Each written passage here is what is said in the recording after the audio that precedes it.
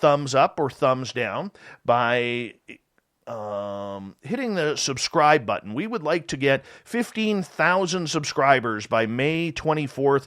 We're just under 4,500 away. So your help by sharing this show, talking about us, will lead people there. And the super chat is open.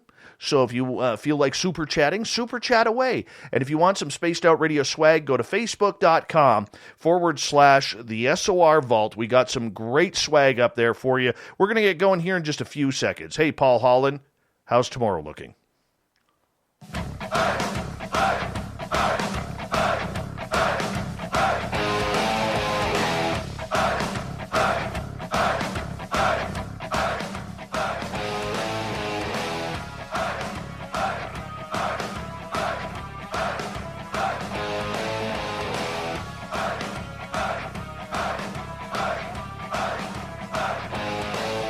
From the mountains of central British Columbia to you listening around the world, this, my friends, is Spaced Out Radio. I am your host, Dave Scott, sitting in the captain's chair of SOR headquarters. We welcome you to tonight's show on our terrestrial affiliates around North America, digitally on TalkStream Live, Revolution Radio, and KPNL. If you wish to take a listen to our archives, they are free for you at youtube.com/Spaced Out Radio. Do old Davey the favor, hit that subscribe button. Follow us on Twitter at Spaced Out Radio and on Instagram at Spaced Out Radio Show. Our website is spacedoutradio.com. We have a plethora of features for you, including rocking out to Bumblefoot and reading up on Captain Shirk's SOR Newswire. Tonight's show is brought to you by Chive Charities. Help make the world 10% happier by visiting Chive Charities today. You can find them on our website. Now, many of you know the name of Brad Olsen. If you don't, you're in for a real treat tonight. Brad is the author of numerous books, including 3 in his Esoteric Series: Modern Esoteric, Future Esoteric, and Beyond Esoteric. He's an award-winning author, book publisher, and event producer. He's had keynote presentations at all the major conferences, including Contact in the Desert, UFO Mega Con, and the 5D events, and dozens of radio and television shows. This guy is wanted everywhere. Brad's esoteric writing continues to reach a wide audience while he continues groundbreaking news in alternative journalism, public speaking, illustration, and photography. Then at the bottom of hour number 3, we're going to play something a little bit different. We're going to play the Magic 8 Ball. Normally we go to Vancouver. We're not going to Vancouver tonight for the shift, but we're going to play the Magic 8 Ball with you. So if you're in our chat rooms, you'll enjoy that. And we'll get to the Newswire and the Thought of the Day. So stay tuned. Brad Olsen, it's been way too long since we've had you on Spaced Out Radio, man. But I am so glad you're back. How you been? Hey, Dave, I'm doing great. And yeah, it's been that long because it took me that long to come out with this third and final book in the Esoteric Series called Beyond Esoteric, Escaping Prison Planet. And I saw the thought of Dave today that you were putting out that question: what is Prison Planet and how do we escape from it? And I would love to hear your answer to that, and I'll be happy to give mine, as it is the subtitle of my new book. Man, doing great, and so great to be back. I have no idea how to even answer that, because there are so many different riddles that go along with that. I mean, you could go the political realm that says, you know, everything that we are thinking or that we've been taught is really a bunch of garbage, and we're being held against our will. We just don't know it. Or we could say it on a cosmic scale that maybe we're too immature to go play in the cosmos with the rest of the aliens. I don't even know how to take that, Brad. Wow, I got your tongue twisted already, Dave. That's a rarity. But, well, you could look at it in many ways. I mean, InfoWars and Alex Jones has been using Prison Planet for a long time, and always thought it a fascinating concept of what exactly does that mean. Could be what you just said. It may be that we are quarantined from reaching out to our space brothers above. I mean, this is Spaced Out Radio, and these are questions that we should ponder here. Well, we're going to get into it. I want to know your opinion, though. What do you think it is? Yeah, well, yeah, and to me, it is the matrix that has kept us locked in this box, not only on this planet, but in this Western model of what we perceive our society society and civilization has become. It has withheld many subjects to humanity, and that has been the course of my last decade, is chronicling all them in this 3-book series, which taken together is close to 1,400 pages, all original material in all 3 books. And all of them kind of answer that question about what is Prison Planet by suggesting that so much has been withheld from us, information-wise, who we are as people, antediluvian civilizations, to what is our role in this universe and how can we make that connection with our space brothers and sisters from above. So I think about it a lot, and I love it when I start a show and we can talk with the host about their interpretation of what it means. Oh, goodness. Brad, we could go in so many different directions with that. I want to introduce you to our audience because it's been a while since you've been on this show, and we've expanded quite proficiently since you were last on a number of years ago. But for people who don't understand who you are, what you're all about, how did you get into all of this? And when you started writing books, why did you choose this subject, which is so necessary but so far out of reach for so many people to understand? Well, I try to write my books so everybody can understand and make it accessible to all, to try to delve into very complex questions and speak in a layman's term. How I got started was I grew up in the Midwest in the suburbs of Chicago and was in Boy Scouts and loved to take our trips. And right when I finished college, I was really wanting to travel some more. I didn't want to go straight into a career like so many of my classmates. So I made my own money, as I have for all my trips, self-financed, 3 months to Europe. And I thought I was so cool because I was one of the only Americans over there in the late 80s. But meeting other Brits and Kiwis and Australians, and I'd be so proud of myself. Well, I'm on the road for 3 months, self-financed. And they'd be like, 3 months, mate? We've been on the road for 3 years. I said, well, how do you do that? And work your way around the world, mate. Go in one direction. Keep on going. So I took that to heart and finally got a job, went over to Japan, solo once again. Couldn't get anybody to go with me.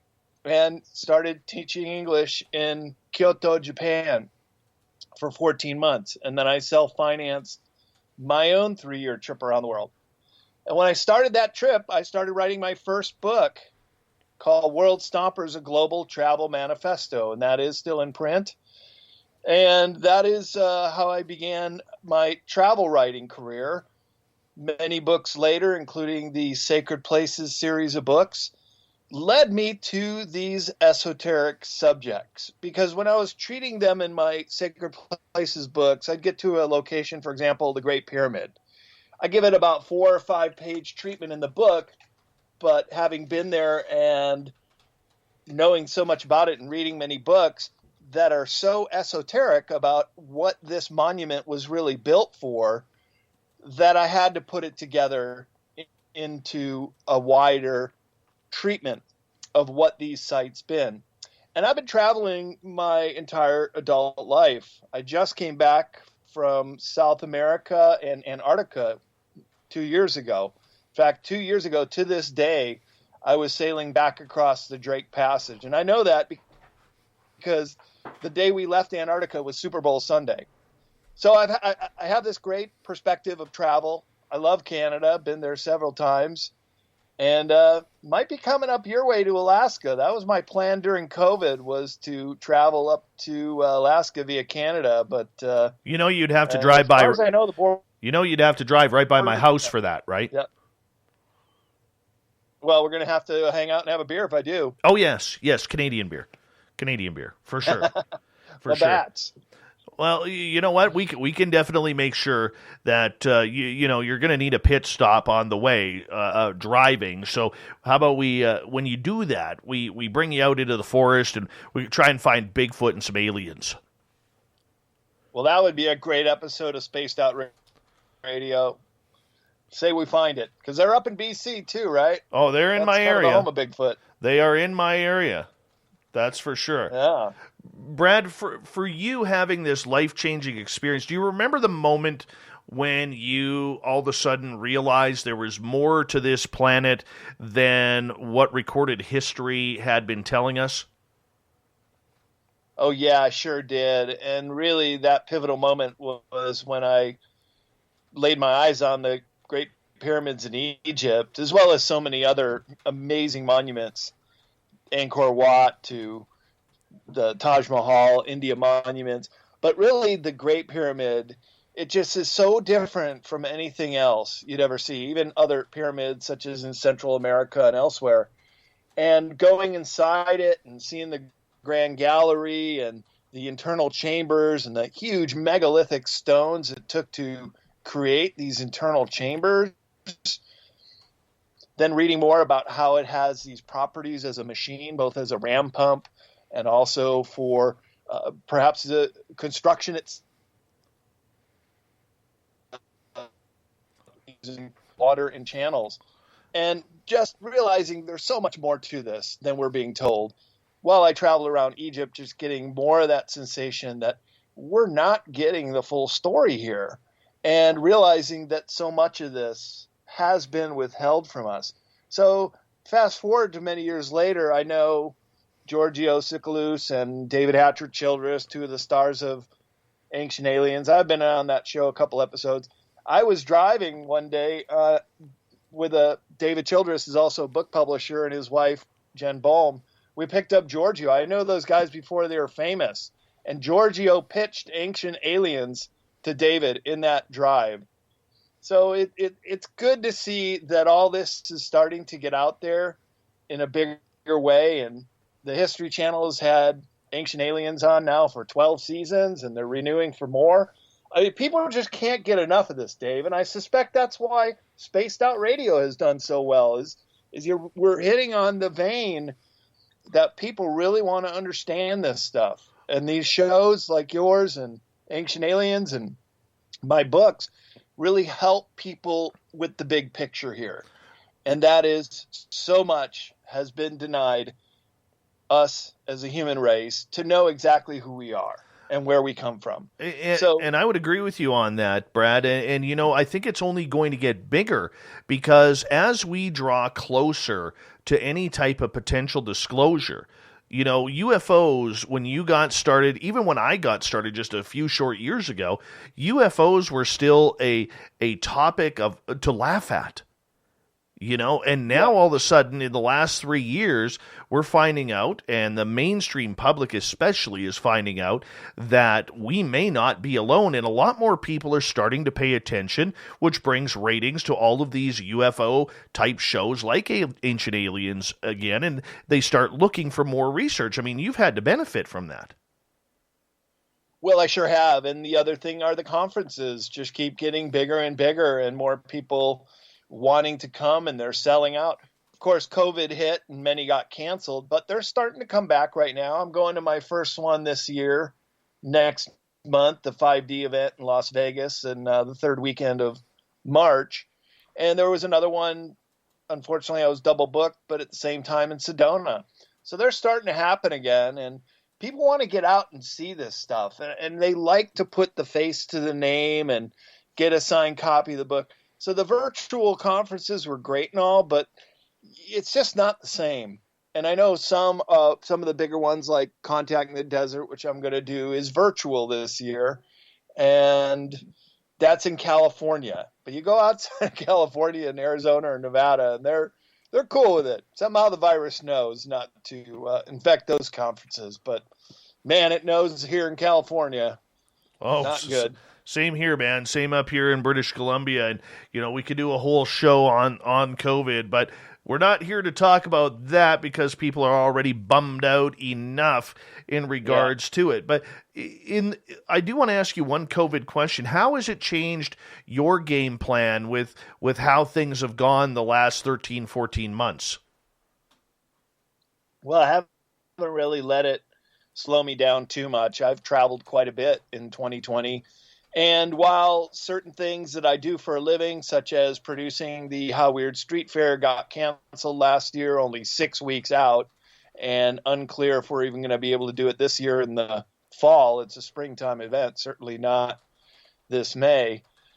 It had thrown my game off in that regard, but I also used the time to finish Beyond Esoteric, which was percolating for many years and needing to get done. And I'm very glad I used the time, the downtime, when I didn't have to do my other regular work around the Street Fair event. And we were looking at doing even other ones outside of San Francisco.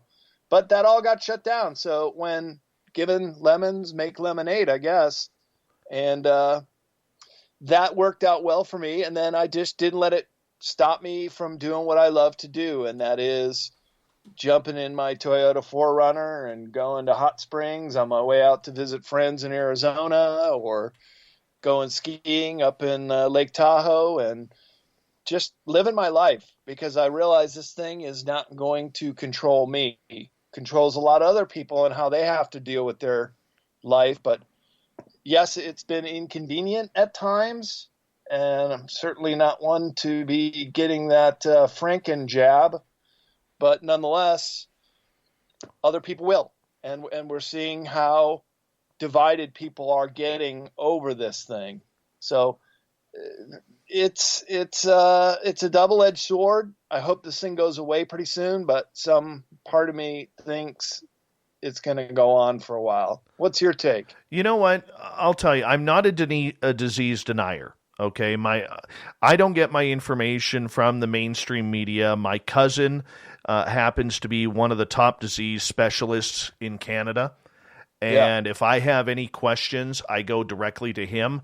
I've learned, and it's unfortunate that I have to tune out a career that I love in media because I'm just not trusting the message that is getting out there very much. But you know what's scary to me right now is a couple of things. And number one, when COVID became political, I thought we were in trouble. But when the mask became a fashion statement, I knew we were in real trouble. But the other thing that's bothering me, and like I said, I don't want to talk too much about this. The other thing that's bothering me about this entire topic with COVID, and I've known people who have had it. I've known people who have had very, very slight cases, and I know people who have almost passed away. I'm fortunate that I don't know anybody who has died from it, but I have friends who have, and who've lost loved ones to this. But the one thing that I'm finding very scary overall, Brad, with this entire phenomena is how everyday people are more than willing now to turn people into the police, to turn people into the newspapers or the radio stations for not abiding by the rules, so to speak. And to me, that is just so scary in looking back at history to see how a lot of these concepts and these brainwashing ideas have happened over the years. That I'm scared for people right now, not because of the disease, but because of the way we are treating people. And I'm not impressed with the way we're treating our fellow citizens right now, that we're okay to rat them out to the police if a business isn't abiding by the mask laws, or in every province or state or country has their own laws. And I'm saying that everybody should abide by them. But I mean, the fact that we are feeling, or there's a population of the citizens who feel comfortable in ratting out their own citizens. There's a real long line in history of countries and citizens who have done that, and it's never turned out very positive. I'm with you there. That is one of the most frightening things. And what happened to our humanity when that happens? It just harkens back to the fascist dictatorships under Nazi Germany or communist China. Remember in the movie The Last Emperor? There were the kids that were narking out their parents. the young communist kind of thing. So it never ends well. You're absolutely right. And just remember the humanity, people, that we're all people living our lives, and some do and some don't. Look, the whole nature of taking the vax is you're going to protect anyone else, and you're not going to be able to get it. So you shouldn't be too concerned if other people don't. Well, here's the other thing about it, though. Okay, like I'm someone where I will wear a mask because I don't want any drama. That's the biggest reason why.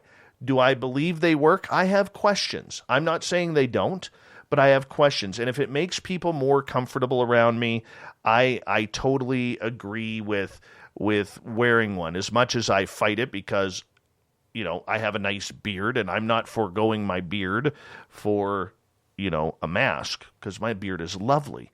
It really is. But, I mean, that's neither here nor there, as I try and make a little fun of the whole situation. But the idea that we have to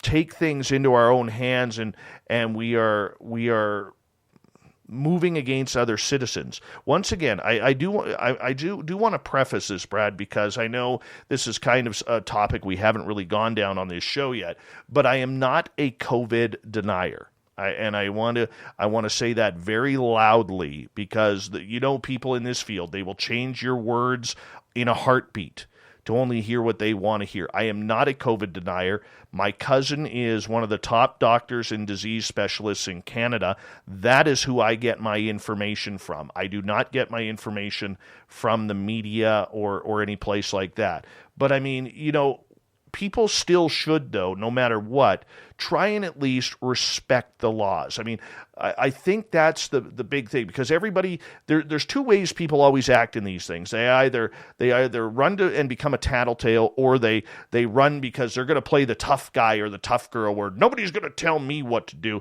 It's like my sister. My sister is a smoker who thinks she can smoke anywhere.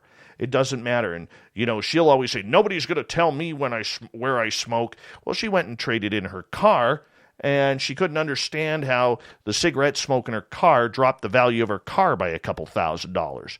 Trying to explain that to her, still doesn't get it. Nobody's going to tell me where to smoke, but we have that part of the environment as well, Brad. Yeah, that's right. And just get down to it. It's to each his own, and live and let live, really. So, yeah, I didn't want to talk about it either. And I'm not a COVID denier. I know people who have got it as well. I just think the reaction to it has been really over the top and goes beyond the pale of what was really necessary. Remember, we were told in the first couple of weeks, we're just going to flatten the curve. It should be over early April. Yeah, here we are, still in it. I just want the borders to open up so I could get to Vegas, man. That's what I want.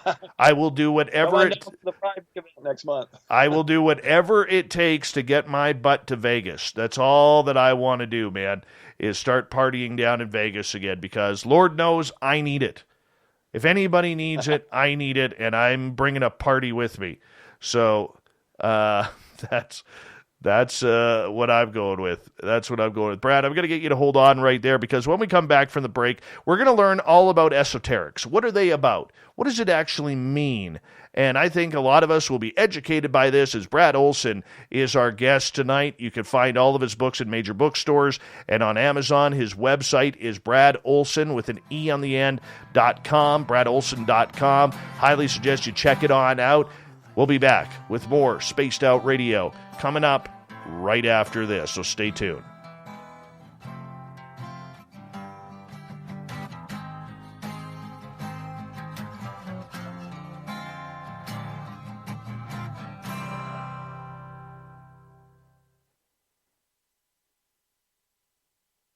All right, man, we're clear. We are clear. YouTube can still hear us, just so you know. Are you there, Brad? Oh, you walked away. That's okay. You go ahead. Just making a run to the bathroom. Yeah, you go. I'll hang out with the people here. Hi, little Richie G. Look how thin you're looking on camera compared to me, buddy. You know, don't give me that I don't look thin. Dude, I'm like two of you right now. Two of you. Two of you. That slib was for Slib Tinskin, our listener, not Goofon. Had you on the big screen at home tonight, Richie.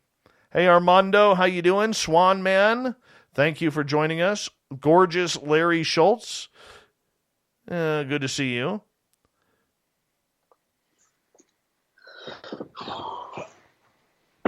You better not be, G. You totally better not be. The gorgeous and talented Jennifer Richardson Elizalde, everyone. Let's make sure we give a clap for her tonight. Noble Patrick, good to see you.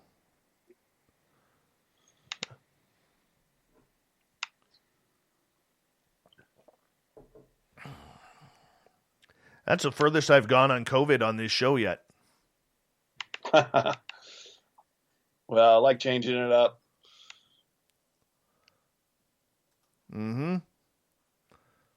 You know, one of my comments on Twitter here from John, well said, Dave, I agree. Snitches used to get snitches. Now they're positive reinforcement from all kinds of people. Yep. Yeah, I don't like that. You know, people ratting out people. Not that this is prison or anything like that, but I mean, you know, I don't know. I just don't get people right now. You know, don't get people. By the way, if anybody is keeping score at home, right now outside my studio, it is minus 20 degrees Celsius and snowing. That's minus 4 Fahrenheit if you're counting in American. And we have an extreme cold warning. So that should bring the temperature down. What is the wind chill factor here? Is it going to give me the wind chill factor here? Precipitation. What is the wind chill factor here? Let me just check here. Extreme colds and chill values down to minus 40 to 45 overnight through Thursday. That's going to get cold. That's where it really hurts. You know, I was talking to little Richie G before the show, and it's kind of cool because for people who haven't been in this type of cold before, let me tell you, the minute you take a breath in your nose and you go, all of your nose hair immediately gets icicles on it. And when you breathe out, you can actually feel the ice building in your nose. It's kind of cool. Freaky, but cool at the same time. Hi, Nikki. How you doing?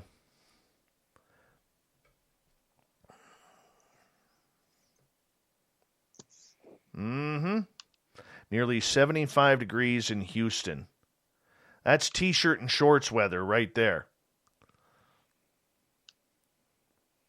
Paul Holland, my country was Britain's prison planet for criminals and political activists a couple hundred years ago. Oh, there he is, everyone. Sing away with me.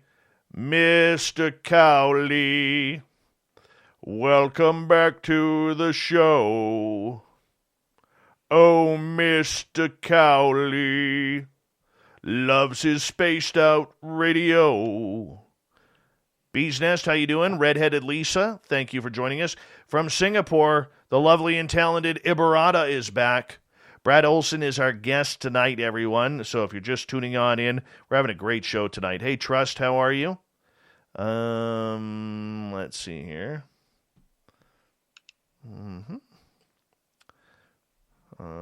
We got about 1 minute, Brad.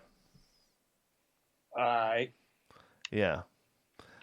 Hi, gorgeous Kira. How are you? Nick, Madrid, Spain. Just so you all know, if there is any buffering or anything going on, it's a little cold here, so my internet is kind of at times going in and out, but we should be good.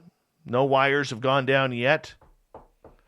Just knock on wood there. Okay, 30 seconds. Big thank you to Cat Chaser, Liliopatra, gorgeous Steph Dickey, and Super Dolly for the amazing super chats tonight. Thank you so much for your love of Spaced Out Radio. Really appreciate it. 128 people currently viewing. Do us a favor. Give us a thumbs up. Give us a thumbs down, whatever you feel. And if you're new, please hit that subscribe button. Here we go.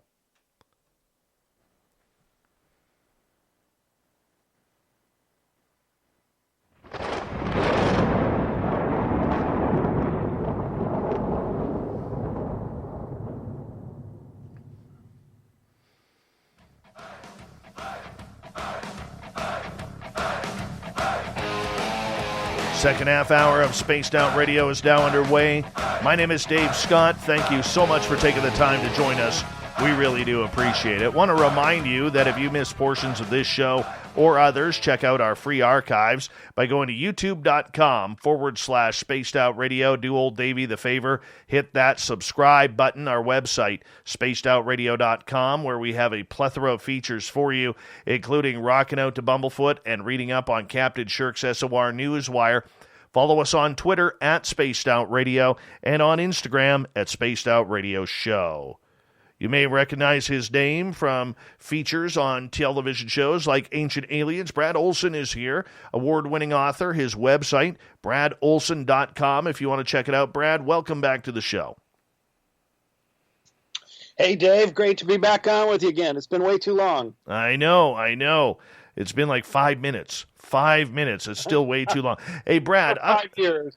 I want to ask you, my friend, because a lot of people may not understand what the word esoteric means and how it comes into this whole mythological, supernatural, paranormal world that we're all chasing. Right, and we should all understand our terms. Esoteric simply means select few have information that the rest of us don't. When the rest of us do understand this information, the nature of the word changes to exoteric.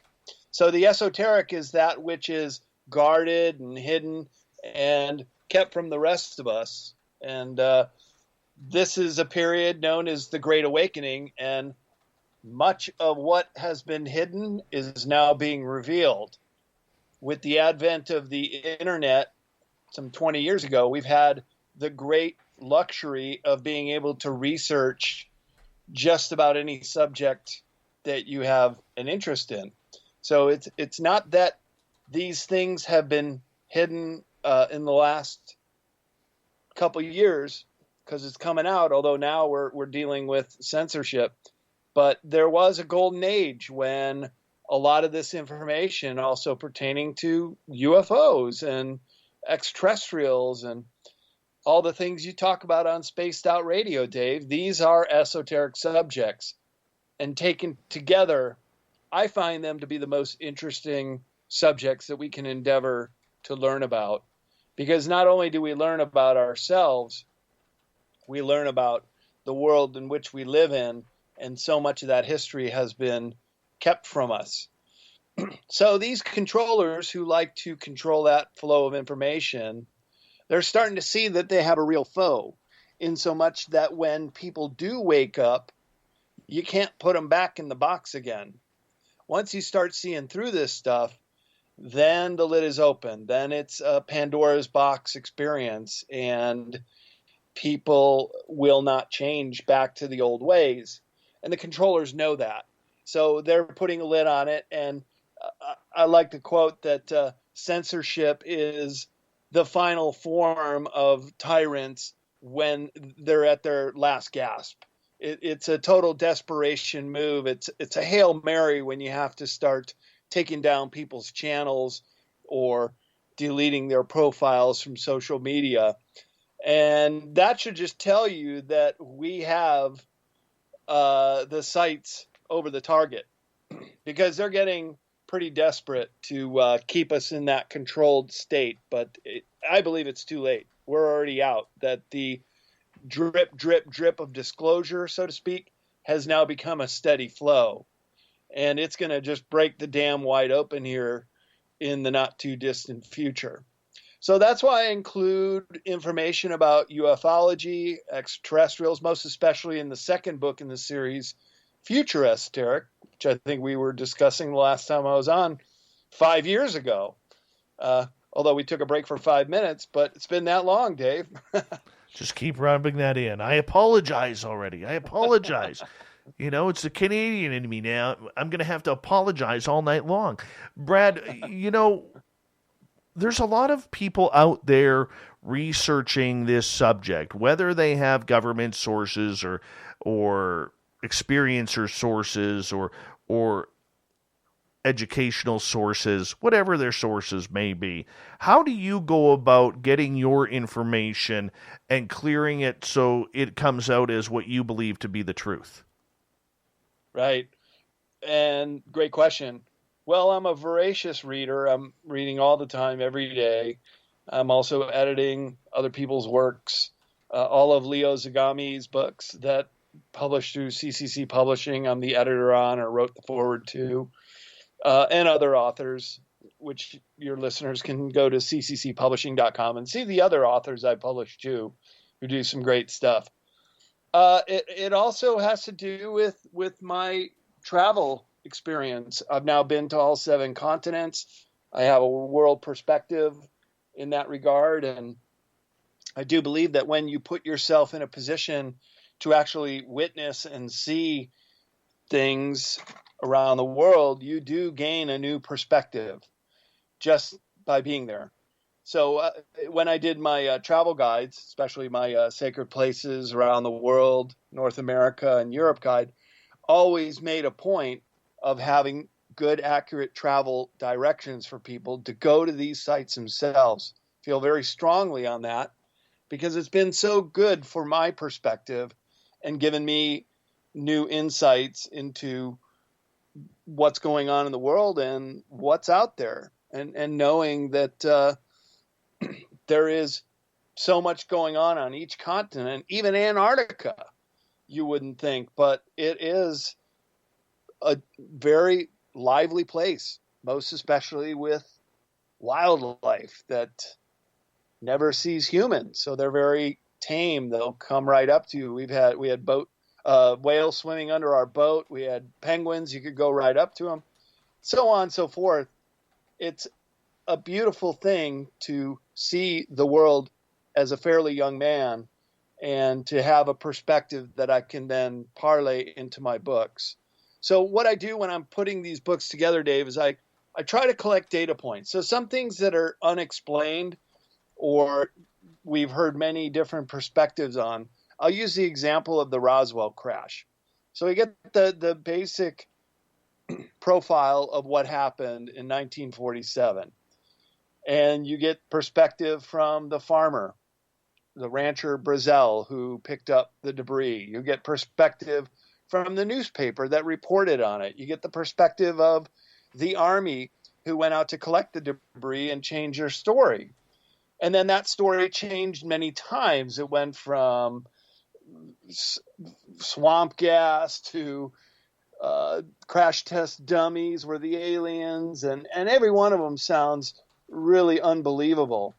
But then on the other bell curve, let's say, as we're plotting these data points, you have some other authors who claim that they were Japanese UFOs or German UFOs. They were very much human-made, but that's usually resigned to just 1 or 2 authors.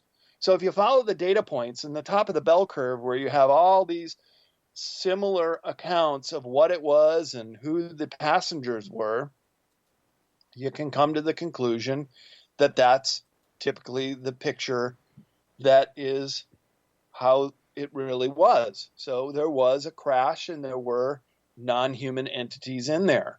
And that comes from many, many different eyewitnesses and other accounts that come through the ages. So I basically tried to piece these stories together in such a way that I'm kind of giving the collective wisdom of what is known up to this point on how I can report on this and try to put it in a cohesive narrative. In doing that, where do you get your sources from? I mean, you've been doing this a long time. Are you at the point where you have, whether it's government officials or scientists at universities coming up to you, Brad, and saying, hey, we need to talk about some of these subjects? Or are you still digging deep in the trenches in order to find that lead and following that lead right to the very end? I do have sources. I have people that are feeding me information literally on a daily basis, so much so that I can't really follow all the leads, but certainly the information that interests me, I do follow up on. and I'm still actively putting together a new PowerPoint presentation for a conference and doing a lot of these interviews. And I'll tell you, I learn a lot when I do these shows with people like you, Dave, because you have a great perspective too, being in this field as long as you have and talking to as many people as you've spoken to, that we can have that exchange of information. And some of the data points, some of the references that I put in my books are from sites that get taken down, that do have the wrath of censorship take them out, and even TED Talks. So, for example, there was a vortex-based math TED Talk, and it is now the forbidden TED Talk. It's kind of hard to find it, but it's incredible information that gets into the nature of how free energy can be derived. So when I find these things and then see how hard they're being suppressed, that's, to me, another data point. That's like saying, okay, you got your eye over the target too, and you're taking a lot of flack. So that must mean you're getting pretty close to the truth. Have you ever been presented with information, Brad, that is so far out there that there's no possible way it could be true, but you look into it anyways, and you're like, holy cow, there might be something to this?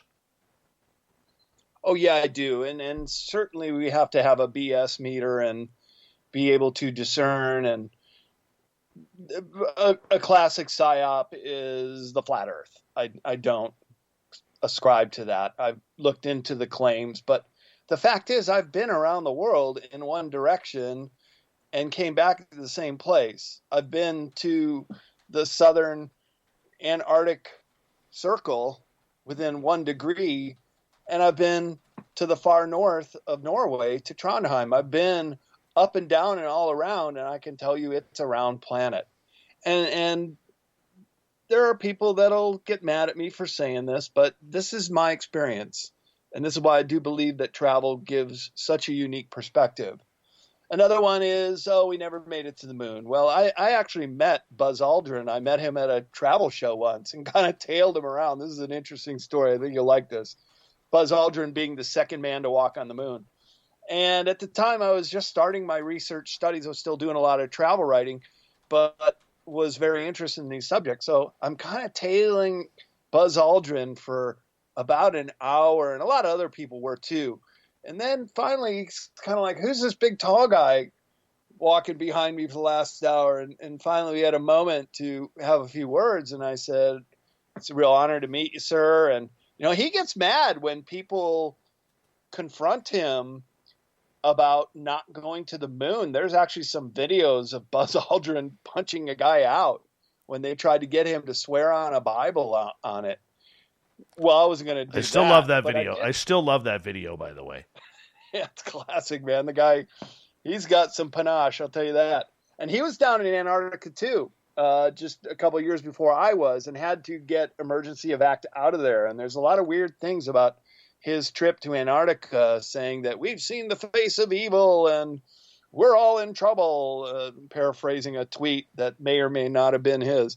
But so I asked him this question at this travel conference. After a little small talk, I said, is it true that on the return flight that you guys experienced orbs that were flying alongside the capsule and maybe even entered inside? And he just turned his head with a quick jerk, and he has these steely blue eyes, and he just kind of looked me in the eye. And there were other people listening, and I think maybe even a photographer or camera rolling. So he didn't say anything. He didn't confirm, he didn't deny. But by the look of it, he was telling me that they had seen something completely unexplained, and he didn't want to talk about it. But that's one of the things when you actually meet someone face to face, you can kind of get a feel for them. And even if words aren't spoken, such as in this circumstance, I do feel like he communicated to me, how did you know that? And why are you bringing it up? And I don't really want to answer that question. So I do believe they went to the moon, but when they were going around the dark side, and I have some of the transcript of the first Apollo mission that landed on the moon back in 1969. I'm not sure if you know this, but if you were a ham radio operator, there were certain channels you could listen to, and one of them was the direct feed between NASA and the astronauts. And some of those direct feeds have been recorded, including the transcripts, and they were speaking in code. And when they saw something of an extraterrestrial nature, they would call it Santa Claus. So they were speaking in a way that they knew that some people would be listening in, and they were. So they would speak in terms of Santa Claus. And Neil Armstrong, famous for saying, "Houston, can you hear us? We see them. They're huge. We see Santa Claus." So I think they were witnessing some of the constructions on the far side of the moon. And it's also known that when they were landed, there were some craft that came and landed on the outside of the rim of Tranquility Bay and were watching the astronauts the whole time. So they must have been pretty darn spooked on the whole trip. And then when the orbs came by the capsule on the return trip, must have really put them over the top. And if you see the faces that they have when they get back, not only from the time they splashed down and they were getting pulled out of the capsule in the ocean, but their first press conferences, I mean, they look like they've just seen a ghost. They just have this look on their face like they're spooked, rather than being rather proud of one of the greatest achievements in modern history. So it's things like that, Dave. When you put together the data points and have an experience like meeting Buzz Aldrin and getting to ask him a question like that, to me, it's a way of canceling out the whole notion that we didn't go to the moon. That not only have we not gone to the moon, but there were others who have been there before and after that we're just not told about. I think when history is truly told for what it is, we'll find that actually the Germans under Nazi Germany, probably in the 1930s, made it to the moon. They had craft that were, well, talk about spaced out radio, out of this world, that did go missing after World War II. And then that ties in the whole mystery of South America as well as Antarctica and what happened to these scientists and all the material. And then also what happened in the Battle of High Jump with Admiral Byrd being confronted with an enemy that could fly pole to pole at incredible speeds, as he told a Chilean journalist on the return trip after 2 months into a 6-month expedition. So there was something that happened there when they went down to confront this area of New Schwabenland where the Nazis had set up Base 211. It's also been called the New Berlin Base. But it's not just Antarctica. They had their Nazis who were here in Project Paperclip that were brought over here after the war. And there were also quite a few sightings of escaped Nazis in South America. And when I was there 2 years ago, one of my goals was to follow the trail. There's a great show on History Channel, 3 seasons, called Hunting Hitler. Most of it takes place in South America, and I went to a lot of those locations. I'll tell you, Dave, you go into some of these towns, it's like you're in Bavaria in Germany, which I've been to many times, Bariloche in Argentina, as well as La Falda up in the hills above Cordoba. So talking to my friend David Atcher Childress a few months ago when I was out in Arizona, he's on Ancient Aliens, as I said, and we're talking about this region of Cordoba, and I told him, oh yeah, David, after we toured the Eden Hotel, we went and camped out and we're keeping an eye on this mountain where there are all these UFO sightings. And I was even reading in my Lonely Planet book, was even talking about abductions and all this UFO stuff. I mean, well, Brad, Cordoba was this industrial powerhouse after the war. They got all this money from World War II that they looted out of there. And he was saying that those UFO sightings were actually Nazi craft, that they had an underground base near there and were doing their backward engineering work. So it wasn't just in New Schwabenland in Antarctica, but when you say the Fourth Reich in America, don't forget South America too, because they were very much part of that whole scene. Martin Bormann, the money man, he kept popping up all over the place in the 1950s. He was the number 2 guy at the end of World War II. You know, there is looted gold and priceless artifacts, including artwork, that has still never been recovered after World War II. In fact, they were finding it in salt mines. I have a picture in my new book, and Beyond Esoteric, Impressionist painting from Manet that was in one of the salt mines near Salzburg that the Allies found. So this is what I mean by esoteric subjects as it pertains to history. So much has been edited out or distorted, it's hard to get a clear picture. But when you start putting these data points together, a new version of history starts to emerge. Mm-hmm. We have about 2.5 minutes before we have to go to break here at the top of the hour. Brad Olsen is our guest tonight, talking esoterics on Spaced Out Radio. From the moon to Antarctica, what do you think's going on Antarctica right now? Well, right now it is high season. I don't think there's many tourist boats going there because of COVID. It was just hard to get down there. But this would have been the time to go, and this was the time I was coming back. So it's kind of the tail end of this 2.5 month window when you can go down there fairly comfortably. I mean, it's still a frozen continent. It's 99% ice. And there's more tourists down there than there are scientists. They're going to clear out their bases probably by the end of March, and then it just goes into a couple bases that are manned throughout the year. And get this, Dave, Antarctica is the 5th largest continent in the world, and at the end of March, going into their winter, there's only 1,000 people on the entire continent. You know, you think of the Earth as being so overpopulated and people everywhere, and in some places it is. But then you have this 5th largest continent and only 1,000 people down there. So it's a land of great stark contrasts. And if you want to get into what may be under the ice, be happy to talk about that in the next segment. I'm just thinking about being around 1,000 people on an entire continent. You know how heavenly that sounds? Honestly. That sounds incredible. Absolutely incredible. I mean, I'm daydreaming now. I am daydreaming. You'd miss the creature comforts. I got penguins. That's all I need is penguins. Try 4 months of total darkness, though. I live in Canada, man. It already happens. It already happens. I'm okay with the dark. You know, I'll just play a lot of Sound of Silence by Disturbed. I mean, this sounds perfect. Do I have to bring my family? That's all I need to know. No, and if you wanted to apply for a job, Canada has bases down there. So does the U.S.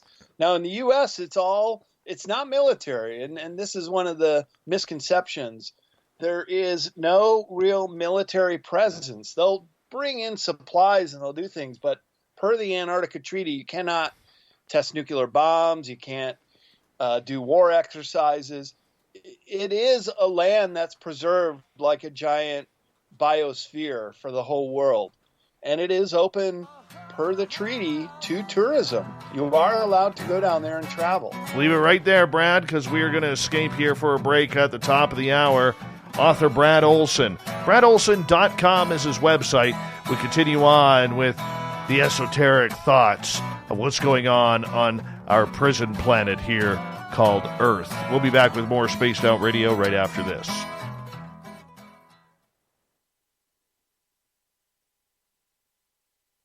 All right, my friend, I'm going to quickly run my dogs out. I'll be right back, okay? You bet.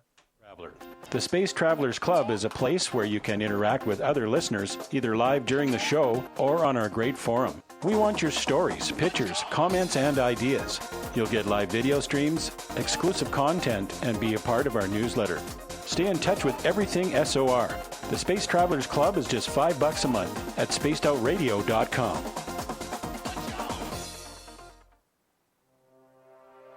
We are scouring the world for the most intriguing stories of your day. Take the time to read up on the SOR Newswire, where our team, led by Captain Shirk, will deliver to you some of the best paranormal and supernatural news, along with some stories that will blow your mind from the weird to the wacky. It's the news outside the news that piques interest, and that's what we're looking to deliver to you. The SOR Newswire, only at spacedoutradio.com. We all know on Spaced Out Radio we love a good beard and mustache, so why not take care of your facial hair with Mighty Moose Beard Oil? Made in Canada, we're taking care of beards and stashes around the world. We use 100% natural ingredients with our oils and balms to make your whiskers feel silky smooth. Use promo code SOR2019 at mightymoosebeard.com today.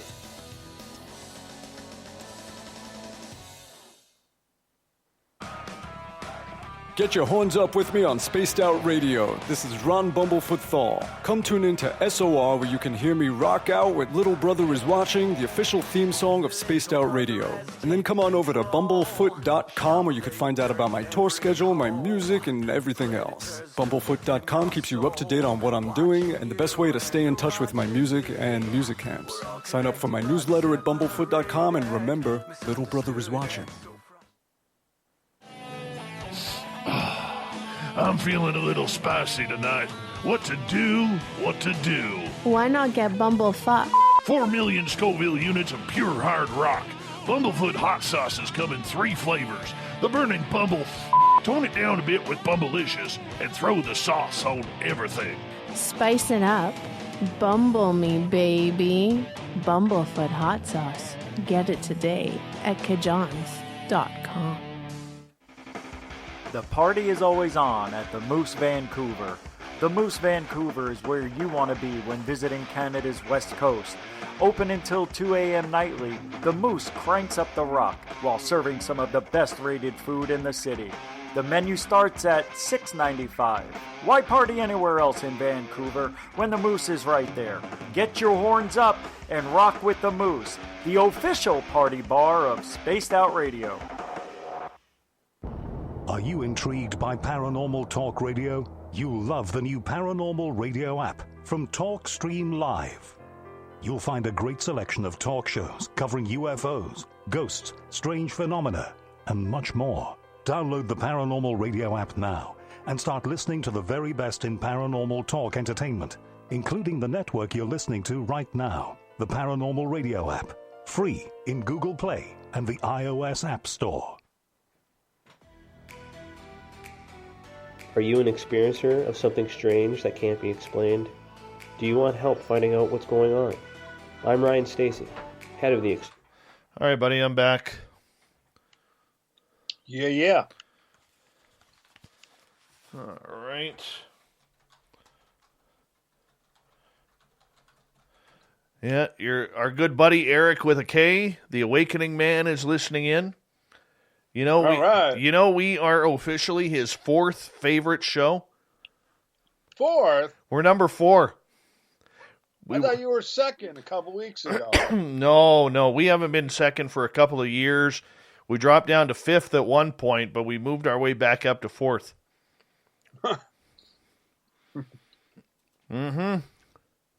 Well, it's better than 40th. Well, true. Very true. Pretty happy about being number 4. I know he's shaking his head right now. So, shut up, Dave. Shut up. Oh, he loves you. Oh, yeah. He's a good dude. He's a good dude. He's right. He's too tall. He's too tall, though. I'm a little taller than him. Are you? Holy cow. I'm really tall, too.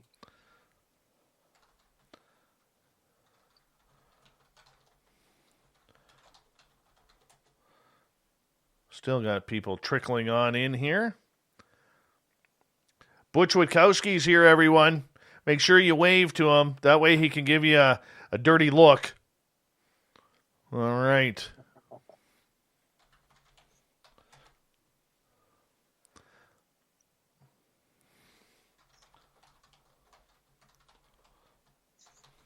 Yeah, I can't wait for the conference circuit to open back up again. little bit at a time.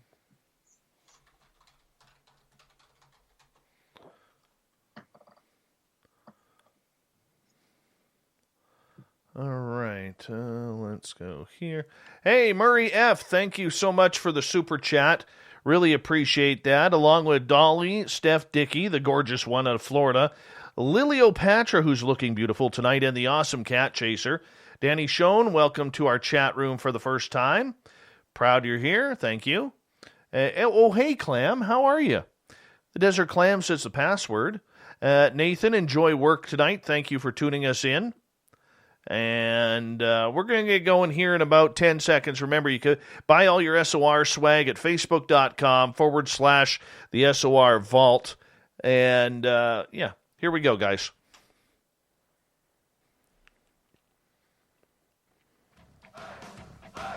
You're listening to Spaced Out Radio with Dave Scott.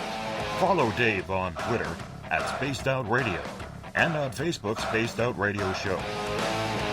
Hour number 2 of Spaced Out Radio is now underway. Thank you so much for tuning us on in. We welcome back everyone listening in on our terrestrial affiliates around North America, digitally on TalkStream Live, KPNL, and Revolution Radio. If you want to take a listen to our archives, they are free for you by going to youtube.com/Spaced Out Radio. Just do old Davey the favor, hit that subscribe button. The Desert Clam has set the password for tonight in the SOR Space Travelers Club. Kissed Vein. Kissed Vein is your password. Use it wisely, Space Travelers, as the Clam sets a password each and every night right here on Spaced Out Radio. Our website is spacedoutradio.com, where we have a plethora of features for you, including rocking out to Bumblefoot and reading up on Captain Shirk's SOR Newswire. Follow us on Twitter at Spaced Out Radio and on Instagram at Spaced Out Radio Show.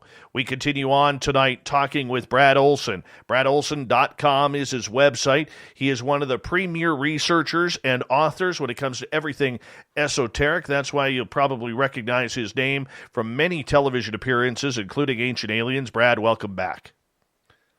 Hey, Dave. Glad to be back. Thanks for having me on the full 2.5 hours. It's quite an honor. Oh, yeah, man. We like to do that around here every now and again. We're good that way.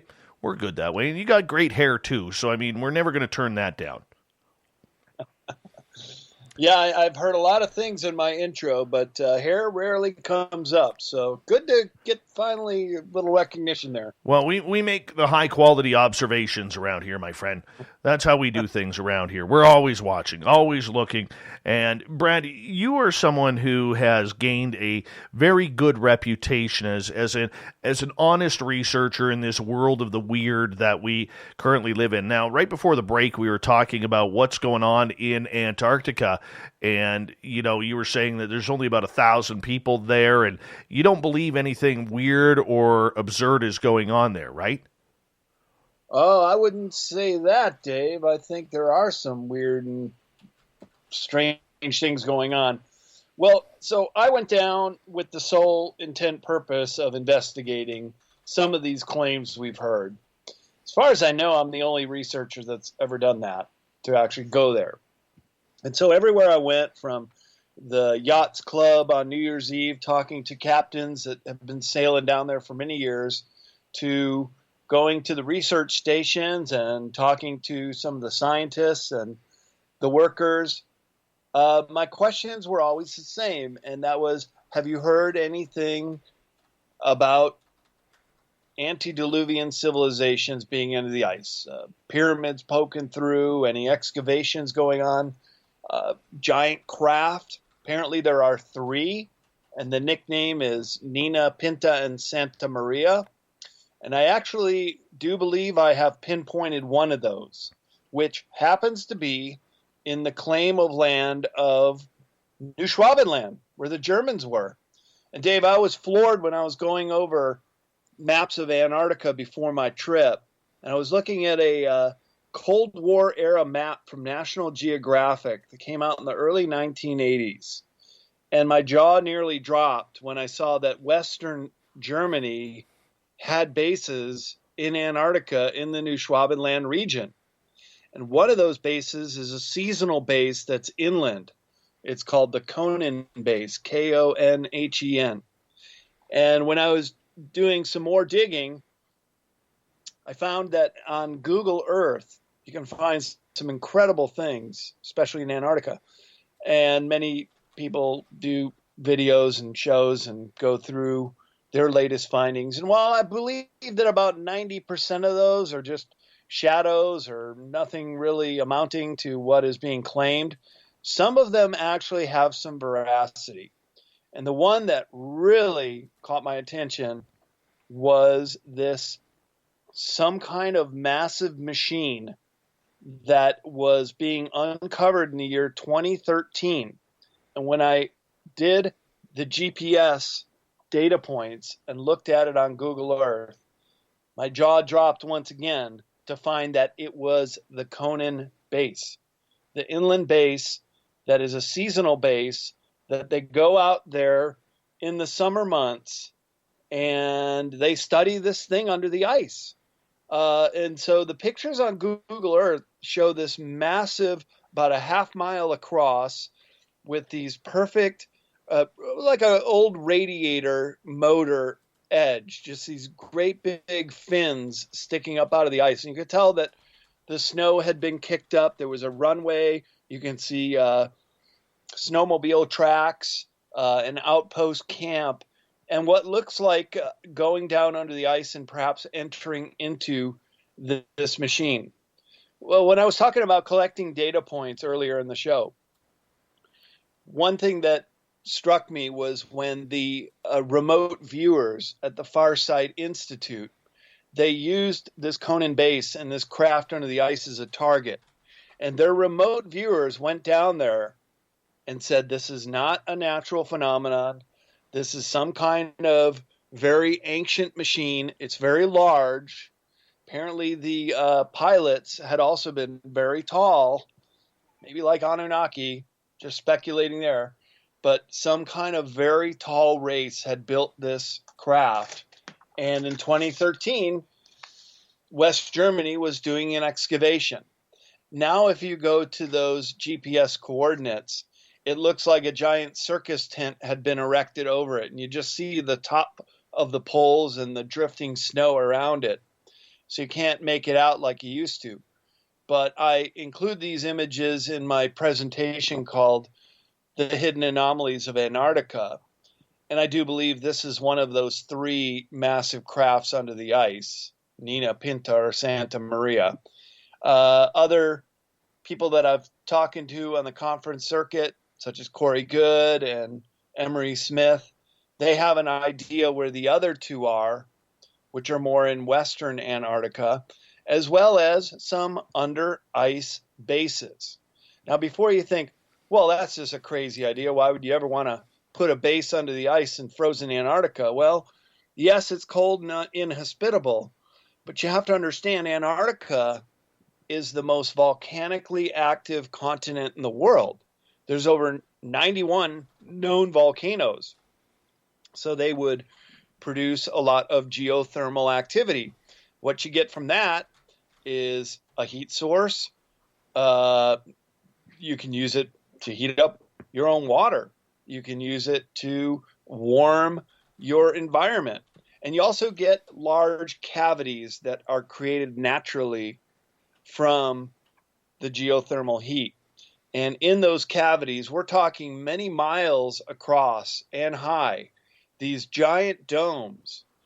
The main part of Antarctica is called the polar plateau. The ice is 2 miles thick. So just under Lake Vostok, you have one of the Great Lakes size. It's about the size of Lake Ontario under the ice in Antarctica. And it is not frozen. And there's a big dome over the top of it. The Russians were just able to penetrate through in 2012, but it was contaminated. They have to use kerosene to keep the drill from freezing up. So they punctured through, and they weren't able to get a clean sample in 2016. And when they did pull it up, they found a new form of bacteria that's never been discovered before, that they think had come off of a fish that also has not been discovered. So it's these places like under the ice in Antarctica or the deepest depths of the ocean, Dave, that are really the last great unexplored places on this planet. And to be down in Antarctica and get a glimpse, and we actually visited a big volcanic island called Deception Island, and it was steaming sand. Had the tide not been coming in, the water would have been warm enough to just strip down naked and jump in the hot spring there. So it's these little surprises that you get and these data points and tidbits of information that tie together this bigger picture that indeed Antarctica is a location with some paranormal activity and sites. Another one is this giant no-fly zone right near the South Pole, not over the South Pole. That's the Amundsen Scott South Pole Station. And they're doing some work there and experiments. That is a year-round base. And down there, it's 4 months of darkness. Right now, they're coming out of their 4 months of total daylight where the sun just spins around and around over the horizon. And then it's 2 months of twilight. And then it's 4 months of darkness, 2 months of twilight again. But just outside of there, maybe only 20, 30 miles from the South Pole, is this reported massive no-fly zone. And this is the presumed entrance to this underworld. Now, it could just be a hole in the ice, and for that reason alone would be very interesting. But you look at that on Google Earth, and they mask it out. And I found many examples of what they don't want you to see. It's kind of amazing because some things are really mind-blowing, such as finding this Conan base that they allow you to see. But other things, it's even really obvious. They don't even go to the trouble of trying to Photoshop it out. They just put a big white mask screen over it. But it's absolutely true that there is this no-fly zone near South Pole, and this is the same region that Admiral Byrd, who was also a pilot, said that he found and saw the gap, this massive hole, and it was so big that he was able to drop his plane into it with enough room to turn around and fly out. So there is something going on down under the ice. I'm convinced of that. And some of these people like Emery Smith and Corey Good have said that they have visited some of these inner corporate-owned entities, these big cities which are actually using the geothermal features and creating a factory environment. And that is the reason why John Kerry was down there, our Secretary of State in 2016 during Election Day. You think he should have been in the States helping his party win the presidency, but no, he was down in Antarctica, and they landed at McMurdo Base, which is the largest base in Antarctica. It was run by the Americans. And then he split for a couple days. Nobody knows where he went, but then he came back to McMurdo and then flew out again. And it's assumed that he went to some of these under ice bases where some kind of controlling party was residing, and he was going then down to report what the world might be like with Trump as the president. So a lot of high strange stuff like that, Dave. Right. Brad, I got to ask you, and I mean this with all due respect, with a lot of the falsehoods that have been put on people like Corey Good and Emery Smith over the years, and in my opinion only, they seem to be digging bigger and bigger holes for themselves on the trust level. How do we trust their research, like you were saying? I mean, you know them better than I do. I've never talked to the gentleman. I'm just going on what I've read and in talking to other people about it. But how do we trust their research when it just seems so fallible at times? Yeah, that's a good question. And I cannot vouch for their veracity. I can just say that I'm using their names because they're the most outspoken about this particular aspect of underground under ice bases in Antarctica, and could be that they're making it up. I don't know. Like it's very difficult to travel. No, I believe your travels. Don't get me wrong.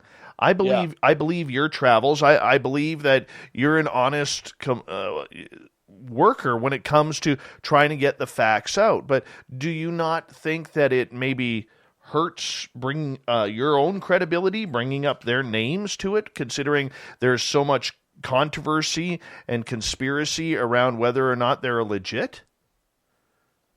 Well, sometimes you throw the baby out with the bathwater. And if that's the case, if they have fabricated one thing, yeah, maybe they are fabricating other things. I'm trying to find data points, so to speak. Right. And these are the few people who I've met who say they've been there. And some of the things that they say that they've done, I know that is what you would have to do to get to some of these locations. For example, going through Mactown is what the nickname of McMurdo. But other things, and maybe I shouldn't have brought them up by name, because there are a few other researchers such as Michael Sala and Linda Moulton Howe, and I speak on panels at Contacting the Desert with them on Antarctica, but they never have been there. See, this is part of the problem, Dave. So very few people have ever been down there. We saw the statistics of how many people go in a normal year, and this year is not a normal year, but only about 35,000 people can go per year. But then when you divide that by the whole world population, you're talking 0.00002% of all humanity has ever even been there. It's such a remote location. So I guess that's what gives rise to a lot of these conspiracies about what really might be going on there.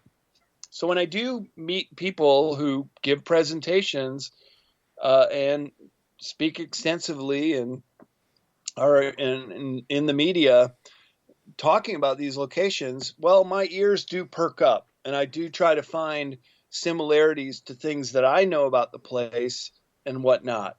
But I know what you're saying, that it's kind of hard to take someone for their word if you think they're discredited in other ways. But I'm just trying to find some good, reliable sources who have actually been down there, and that is very hard to find. I know what you're talking about, and I'll give you an example, okay? And I know there's a lot of people out there who will roll their eyes when I say this because they've heard me say it numerous times before, but it's the same thing in the UFO field where we have, in the paranormal field, where we have all of these people who claim to be journalists, but they've never worked in journalism a day in their life. Yet we're supposed to treat them with some sort of respect because they've added a byline to their profile and lied about their credentials.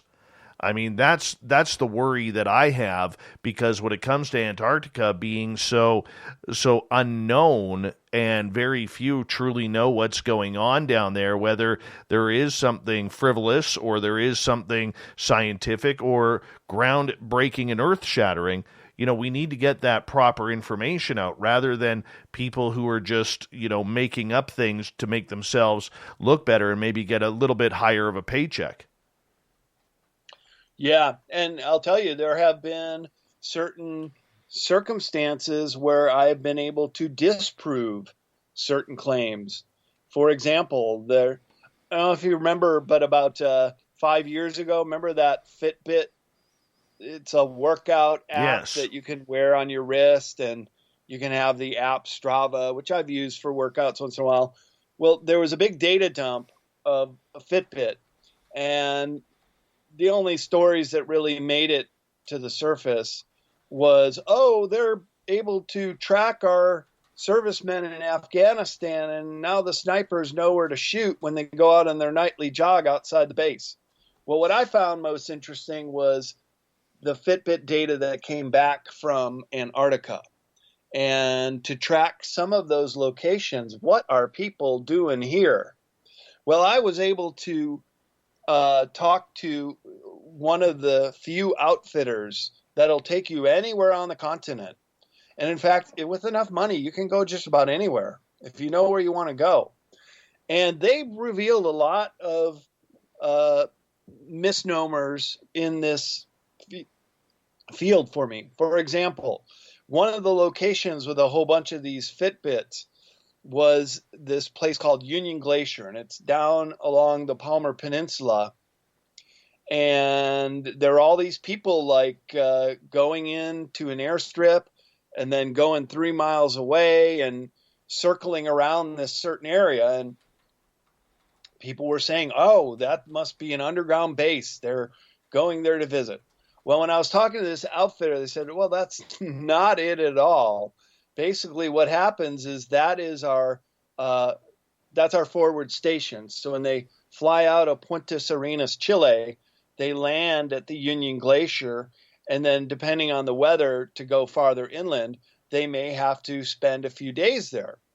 And I said, well, what about this traveling a couple miles away and doing these loops around? They said, well, that was when we did this marathon on the ice, and those are people just jogging. So sometimes you get a very simple explanation using the Occam's razor to figure this stuff out. Another one that they helped me to understand was what is known as this Great Pyramid in Antarctica.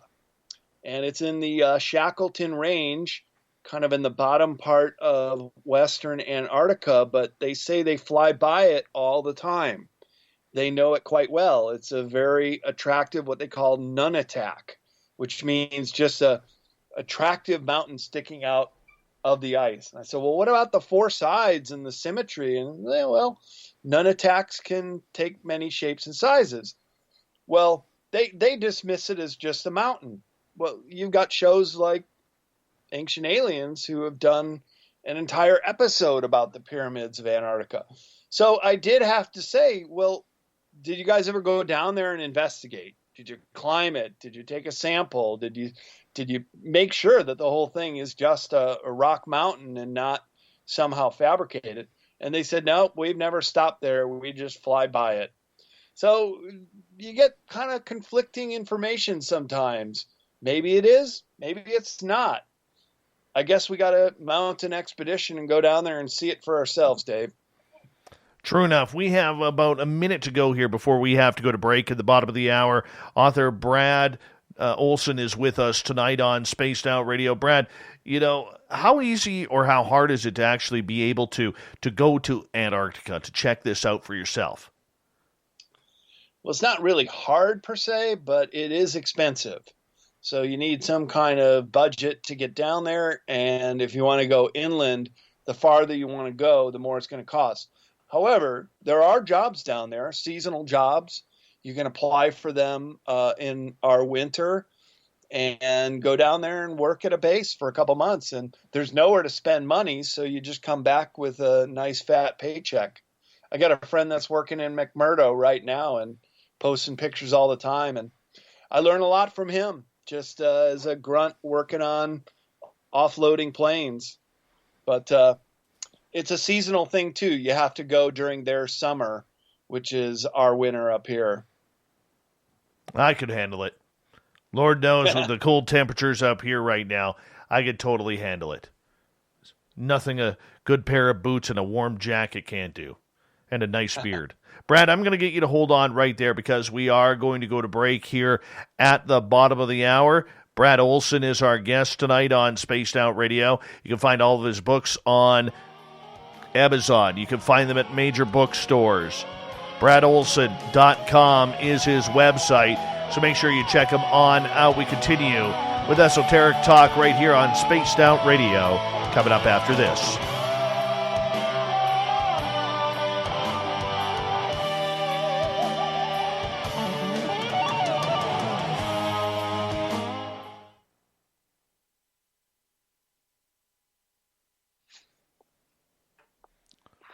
There we go.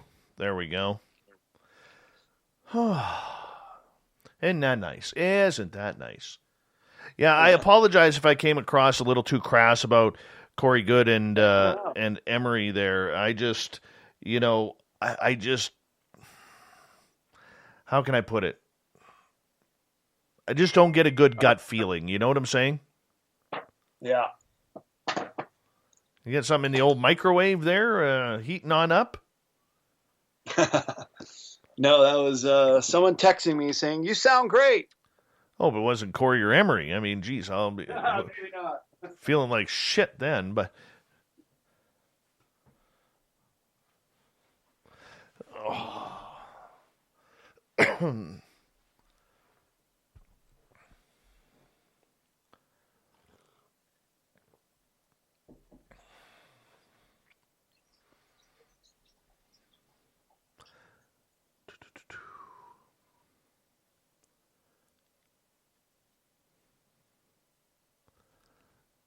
So anyways, YouTube, thank you, the Michael Leger, for coming on in. Good night, Butch Witkowski. Now you can go undo your robe. Oh, scary. Anyways, move my station to Antarctica. Speaking of stations, so when I got into Vancouver, working at the radio station that I did in sports, there was a sports station that opened up called Team 1040. So today, Bell Media, who is one of the largest conglomerates in Canada for radio and television stations, decided to cut in on the morning show at 9 o'clock in the morning and tell every employee that they had 30 minutes to exit the building. They fired the entire staff and changed the format of the radio station. Then it brought in security guards to give each employee 30 minutes to clear out all of their personal belongings before being kicked out for good. And so literally about 10 good friends of mine today that I've known for almost 20 years plus got fired today, and they have no idea why. This comes, just so you know, this is where it gets a little bit more slimy. This comes a week and a half or a couple weeks after the Bell Let's Talk program that promotes talking about depression and anxiety in people. It's a very popular hashtag in Canada where people donate money to help fight mental illness. And it comes a few weeks after Bell also received a $122 million subsidiary from the Canadian federal government to help alleviate costs during COVID, which we're finding out that they used that money to give their suits a bunch of bonuses and to up the shareholders' intake. So a bunch of my buddies today lost their jobs in Vancouver. And, I was right around the corner when that radio station started, and I had a lot of good friends over there who are now unemployed, and it sucks. And, the worst part about it is, this is where it gets even worse. Bell actually just reported a $923 million fourth quarter profit. And they fired... literally put about 25 people and their families out of work in Vancouver. They did it to two other stations, one in Winnipeg, four stations, Winnipeg, Hamilton, Ottawa, and Vancouver all got the axe today. So if you go on Twitter and look up Bell Media, it's trending, and bunch of my friends. By the way, the Vancouver station had, for TSN Radio, TSN 1040 was the name, had the number 2 audience in sports radio in Canada. Number 2. Behind Toronto, number 1. So, yeah. I am so glad I got out of radio when I did. So glad. Because it's becoming so corporate, and you, the listener, are the losers in the end. To some great broadcast voices and programming. It sucks, but yeah. So I'm a little testy on that tonight. Little testy. We got about 30 seconds, Brad. Big thank you to Murray, to Dolly, to Steph, to Liliopatra, and the Awesome Cat Chaser for those amazing super chats here for tonight. And, of course, everybody who's given us a thumbs up and thumbs down. We really appreciate the love and support, and everybody new for hitting that subscribe button. We really, really appreciate all the help that you guys give us in promoting us. We're going to get going here in about 3 seconds.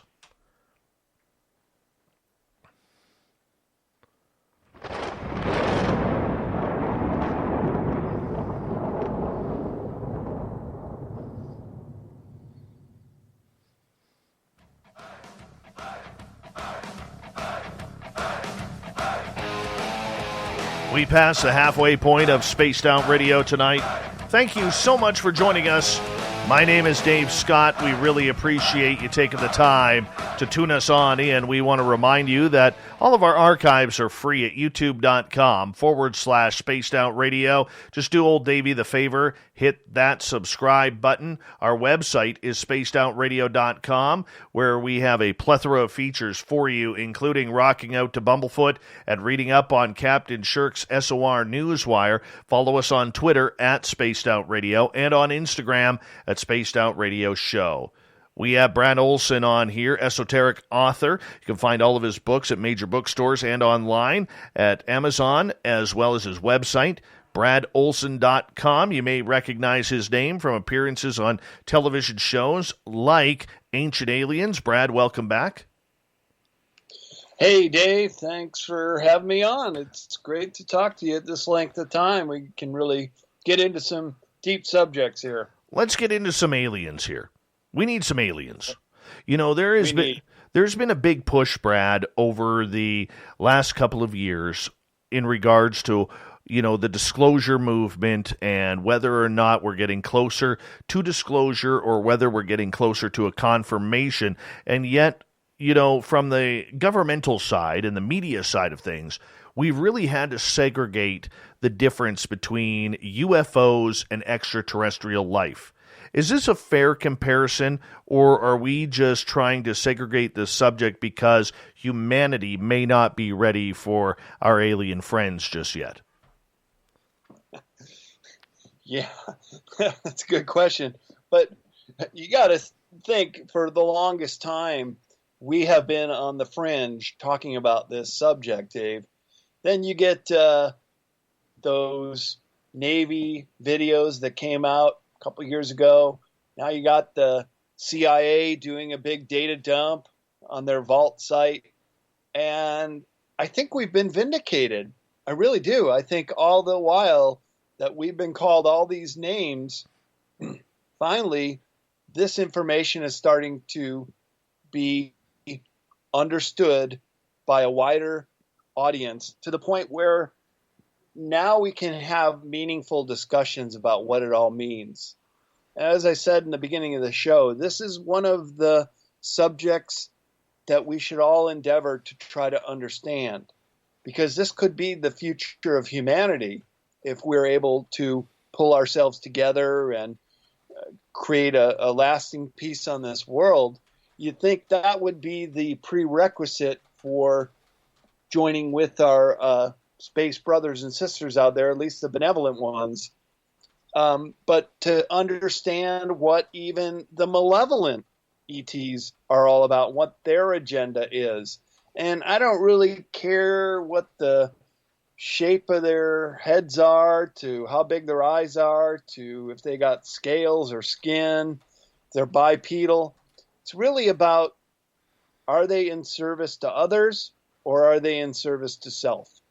And you can make the argument that the ones who are in service to self are the malevolent ETs that have done the human abductions and the cattle mutilations for the most part, and are the ones who may, you know how we've always thought, Dave, or been told, oh, look to the skies, maybe we'll see a UFO up there. How about look under your feet? What about right here on this planet, the inner terrestrials, and perhaps they may have been here for quite a long time too. Then when you hear the accounts of some of these abilities that extraterrestrials have that they can phase in and out of our reality, that they're multidimensional, well, then that gives rise to the whole concept of an ultra-terrestrial that may be right in front of us in our face right now, but we can't see them because we're so locked in this third dimensional reality. So we're dealing with a very intricate and even convoluted subject matter that you can understand why it's been such a woo-woo subject for so long. But now that the governments of the world, those who have had the greatest incentive of all to keep this covered up, because they've been backward engineering technology and also exchanging for this stuff, that you can see how when this changes and when the information is given by those same governmental institutions that were tasked in keeping it all wrapped up, it's a total game changer. And it gives us the opportunity to start having a very meaningful discussion about what it is to have disclosure and contact. Do you believe that, we have had extraterrestrial contact frequently with governments of our world? Or do you believe that the governments, in your case, the United States government, really doesn't have a clue of what's going on? Oh, I think they've had meaningful contacts ever since, well, at least the Nazis. And I profile this in my book, Beyond Esoteric, the whole, the occult and fascism, and how they were using these mediums right after World War I, the Vril Society, these women who grew their hair very, very long. Sigrid was one of them, and Maria Orsich was another in the Vril Society. And they were mediums. They were channels, and they were getting such detailed telepathic information that they were able to put pen to paper and start creating blueprint drafts of free energy devices, of spacecraft, of other machinery that the engineers who then usurped the Vril Society into the Thule Society, or Tool Society, Thule, which Adolf Hitler and Himmler and Hermann Hesse were all members of. You got to understand, the Nazi Party had deep occult roots, and they were really interested in anything they could get that would give them an advantage in warfare. And that was their whole fighting philosophy, is that they knew that they were outnumbered with men, but if they could have this gain of function with their military and have the best trained men, the best militants, and these wonder weapons that created fear in the Allies in the waning months of World War II that they might unleash. Well, these were backward engineered technologies. And I said earlier in the show, when a lot of these scientists and the material went missing after World War II from this location in what is today Czech Republic called the Skoda Works, a lot of it went to South America and Antarctica, where the research continued. And the Fourth Reich in the Americas became like a third power.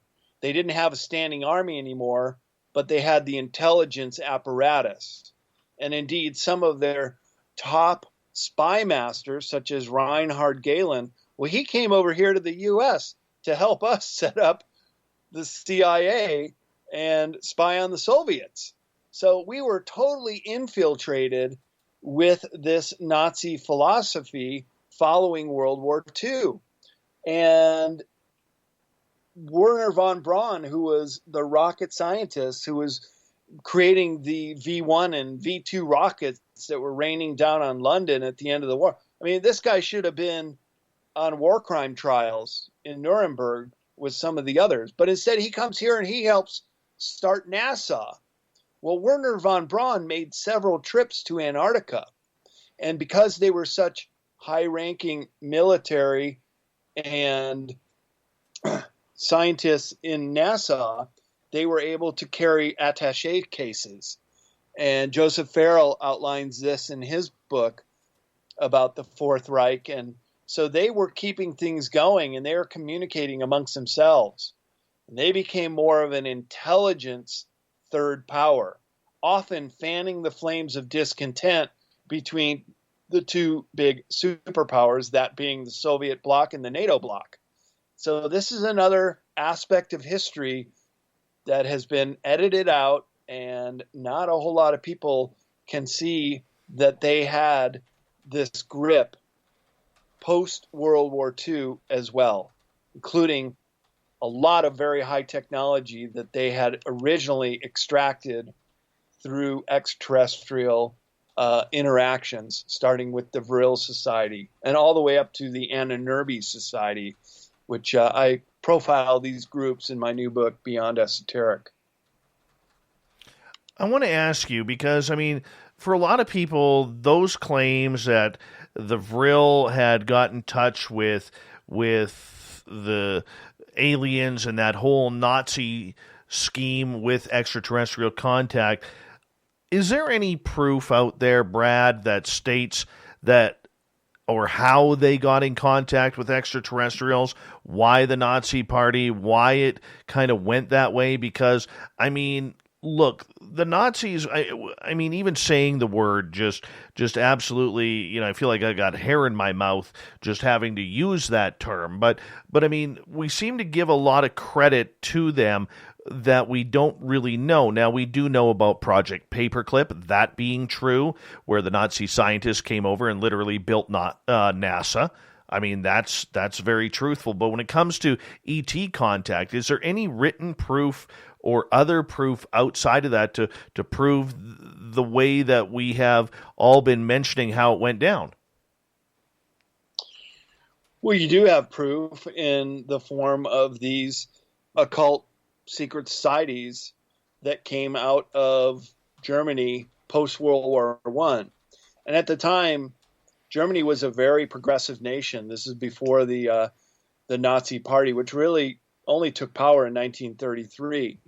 So in the 1920s, when the Vril Society was quite active, they were creating a lot of these interactions with Aldebaran and some of the telepathic links that they had. And at that time, Germany could have been a very peaceful country. In fact, it was very progressive and very advanced, engineerily speaking, that they had some of the best engineers. And so it's been said that the Aldebaran, they favored the Germans because they did have this penchant for engineering and to be able to understand some of these blueprints and designs. In the Thule Society, they then were more concerned with control. And this is when things started to go towards the dark side. But the Nazis had been then allied with the Draco reptilians and the Orion Greys. So they were working with these groups, which are malevolent ETs, and this is probably part of the reasons why it went from very promising to a very dark thing. Then you have the Anunnaki Society, and they were mainly looking into ancestral roots, that they were doing excavations around the world. So like in the original Raiders of the Lost Ark, when you see the Nazis doing a dig in Egypt, yeah, they were there, and they were digging it up, and they were looking for these relics, such as the Spear of Destiny, which was reported to be the spear that pierced Jesus Christ when he was on the cross. That's gone missing. They got that out of the museum in Vienna, Austria, and it's believed they took it down to Antarctica. It's still yet to be recovered, like so many of these other artifacts and art pieces that have gone missing. So how do we know that they got ET technology? Well, they were working on craft, the Honeyboo and the Vril craft. There are blueprints, there's videos, and there's photographs of them. So how could they make this great leap? so fast within a decade or two. The U.S. still hadn't even gotten past propeller airplanes by the end of World War II. And they were developing jet engines and anti-gravity craft. I mean, the Germans were so much more advanced than the Allies were at the end of World War II. Had they had 6 more months and been able to roll out some of these wonder weapons, they were about ready to start doing nuclear testing. And they were already doing dry runs with some of their long-range airplanes that they could have nuked New York City had the war gone on another half year or a year. So we kind of got lucky there by getting them getting into Berlin, most especially the Soviets getting to Berlin.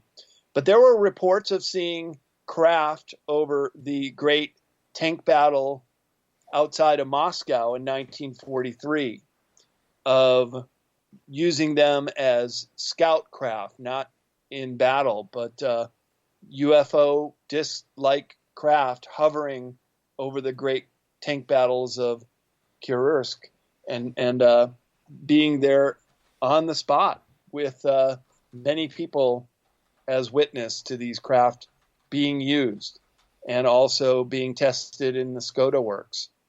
So when those things went missing, including this really mysterious device they developed called Die Glock, or the bell, then things get very interesting, because Die Glock was also a time machine. And then there's these reports that 40 years after World War II, Die Glock shows up in a field in Pennsylvania, and out pop all these Nazi scientists.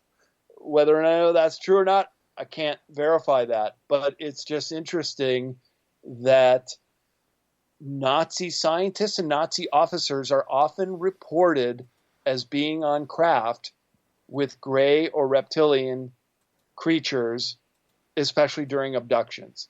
And it took me a long time to put these data points together and say, well, how could that be? Why would they be a part of that? And maybe because they had an alliance that has spanned the decades. Wouldn't they all be dead by now, though? I mean, seriously, these so-called Nazi guys that are allegedly on spacecraft, if they're still happening, wouldn't they all be like 100 years old by now and not being able to do too much? Sure. No, that generation for sure, unless of course they were time travelers. If they jump 40 years, then maybe not. This is a tough one to say, okay, I guarantee you this is the way it is. I don't know that. I'm just telling you this is sort of the common narrative of what happened with the Nazis post-World War II and their space program. I'm friends with, and I've spoken at conferences with Penny Bradley. In fact, she's going to be in Vegas for the 5D event, and I'm the moderator on the Super Soldier Secret Space Program panel that we're going to do. And she was in the Nachtwaffen. And I've gotten a lot of information from Penny Bradley. She was one of the people recruited into this program as a child. So there is multi-generational people involved now, Dave. Of course, anyone who was born and fought in World War II, they're long gone. But there are their children and even grandchildren, some of which still abide by this doctrine and work towards the same goals. We've got about 5 minutes here before we have to go to break at the top of the hour. Brad Olsen is our guest tonight. I want to kind of shift into from aliens to the secret space program, because this is something that absolutely intrigues me. This is something that I want to believe is happening, and I want it real bad. Real bad, Brad, because, I mean, just the thoughts of all these really cool toys that are up there flying, and we have no clue where they are, what they are, who made them, how they were made, where are they based. I mean, where did you start to find conclusive evidence for yourself convincing you that there was a secret space program? Well, it was really Gary McKinnon. Remember that guy in the Yes. UK? And he was like this savant type person, really good at computers. And so he hacked into the Johnson Space Center. I think it was the year 2000. And he got in there because he just wanted to find free energy to help old people heat their homes in the UK, and just started getting into deeper and deeper into the secret space program, to the point where he was going into the transfer data sheets. He would see non-terrestrial officers. He would see ships that had USSS, United States Space Ship, as their acronym. Some of them named after a couple of the original people on MJ-12, such as Hillenkotter and LeMay. And he was also looking at images of cigar-shaped craft that were backward engineered by the secret space program and being used. Well, as you know the story of Gary McKinnon, he was clamped down on real hard. And they caught him, and they tried to extradite him for many years to the U.S. Finally, the Home Secretary in the UK said, no, we're not giving him up. But not after a whole bunch of rock stars like David Gilmour of Pink Floyd and Chrissie Hynde of the Pretenders and a few others did these big benefit concerts for Gary McKinnon so he would have a defense fund to avoid extradition. So his story is, to me, very genuine. I found many confirming data points in what Gary McKinnon has reported. And the secret space program going back not just years, Dave, but decades. And since I've been going to conferences over the last 5 years, speaking to several of these people who have been on the 20 and back, that have been part of this secret space program. And I'm even considering publishing some of their books, such as Randy Kramer and Laura Eisenhower, who was recruited to be in some of the programs but got out of it, and others, such as James Rink and Penny Bradley, as I mentioned. So taken together with these eyewitness accounts, and even some new comers on the scene, such as Michael Jaco, the former Navy SEAL, who does these YouTube videos that are getting hundreds of thousands of views. I had dinner with him a couple weeks ago, and I was on his show, and he's saying he's starting to have memories coming back of his time also going off planet. They have a way to swipe your memory, but it's not permanent, and many of these, they don't really like the name super soldier. They're more enhanced soldiers, are starting to remember their time off planet. And I just find it intriguing. I haven't done it, but I've talked to them, and many of them speak in the same way. And then I love watching them speak to each other. And they have their own jargon, and they know about certain off-planet bases and who goes where and who does what.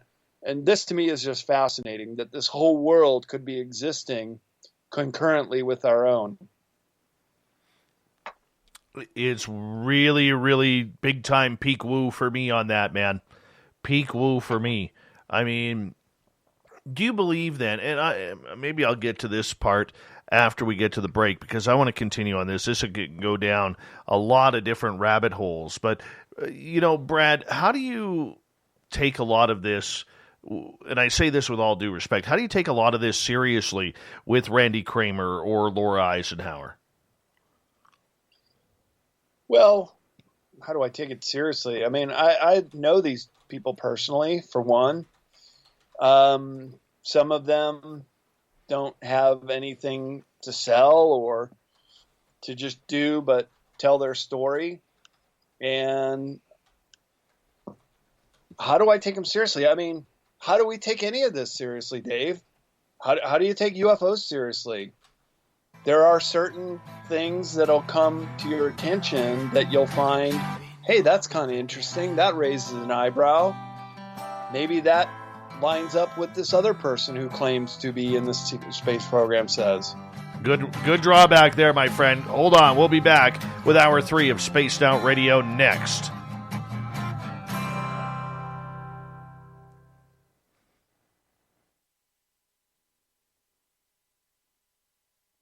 Nice, solid comeback. Good one. All right, I'm going to be right back here. I'm just going to run my dogs out again. I'll be right back, okay? Some faceless organization collecting money for a nebulous cause. Our donor dollars go directly toward life-improving items. Then we give those items directly to an underdog who needs it most. To become a donor with Spaced Out Radio's official charity, Chive Charities, just go to chivecharities.org/donate. Looking for creative ways to get your company out in the public? How about advertising on Spaced Out Radio? Our sales department is waiting to hear from you, and we can work around any budget. From commercial spots to banners to special promotions, there are many opportunities to get your name and product out to our SOR listeners. For a price guide and more information, please contact us at sales@spacedoutradio.com. Hello, space travelers. It's me again, Carl. Don't forget to join the Space Travelers Club for just $5 a month and follow Spaced Out Radio on Twitter @SpacedOutRadio. Our Instagram, Dave Scott SOR. Our Facebook page is Spaced Out Radio Show. Our archives are free at youtube.com/Spaced Out Radio. Come woo it up with Spaced Out Radio today. Bye! For the price of 1 cup of coffee a month, you can become an SOR Space Traveler. The Space Travelers Club is a place where you can interact with other listeners, either live during the show or on our great forum. We want your stories, pictures, comments, and ideas. You'll get live video streams, exclusive content, and be a part of our newsletter. Stay in touch with everything SOR. The Space Travelers Club is just $5 a month at spacedoutradio.com.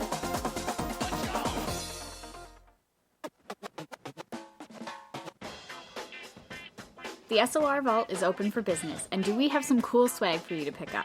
All you have to do is head over to our website and click on the SOR Vault. You have a variety of cool logos to choose from, and put them on anything you want. T-shirts, hoodies, hats, coffee mugs, you name it, we can get it to you. So do your shopping by supporting the store you love. Get your Spaced Out Radio swag at the SOR Vault today.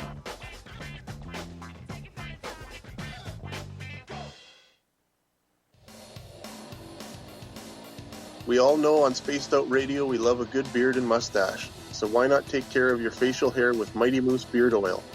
Made in Canada, we're taking care of beards and stashes around the world. We use 100% natural ingredients with our oils and balms to make your whiskers feel silky smooth.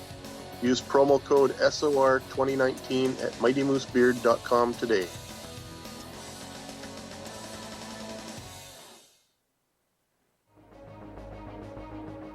Hello everyone, this is Ryan Stacy from the Experiencer Support Association, otherwise known as TESSA. We're glad to team up with Spaced Out Radio to help investigate your experiences on the SOR Sightlines Report. Together, we'll investigate the strange sightings and occurrences you've had. We're looking for answers just like you. So fill out a Sightlines Report on the Spaced Out Radio website and let's figure out what's going on together. Hello, this is your guitar man, Ron Bumblefoot Thaw, and I have to tell you, I love the response I get for Little Brother is Watching from Spaced Out Radio fans. It's amazing how music can inspire and make people think deeper about what's going on in the supernatural world. You can head over to my website, bumblefoot.com, to check out my music, my guitar workshops, my touring, even check out some of the hot sauces that I'm working on. And make sure you keep on listening, because with Spaced Out Radio, you know Little Brother is watching. I'm feeling a little spicy tonight. What to do? What to do? Why not get Bumblefuck? 4 million Scoville units of pure hard rock. Bumblefoot hot sauces come in 3 flavors. The burning Bumble.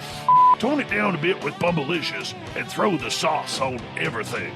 Spice it up. Bumble me, baby. Bumblefoot hot. There we go. All right, we're back. We got 2 minutes.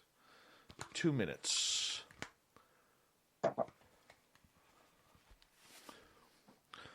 All right. Tomorrow on the show, it's Science Bob and Friends with special guest Cheryl Costa. Be kind of cool. We always love having Science Bob on here. Hey, Troy SR71, how you doing?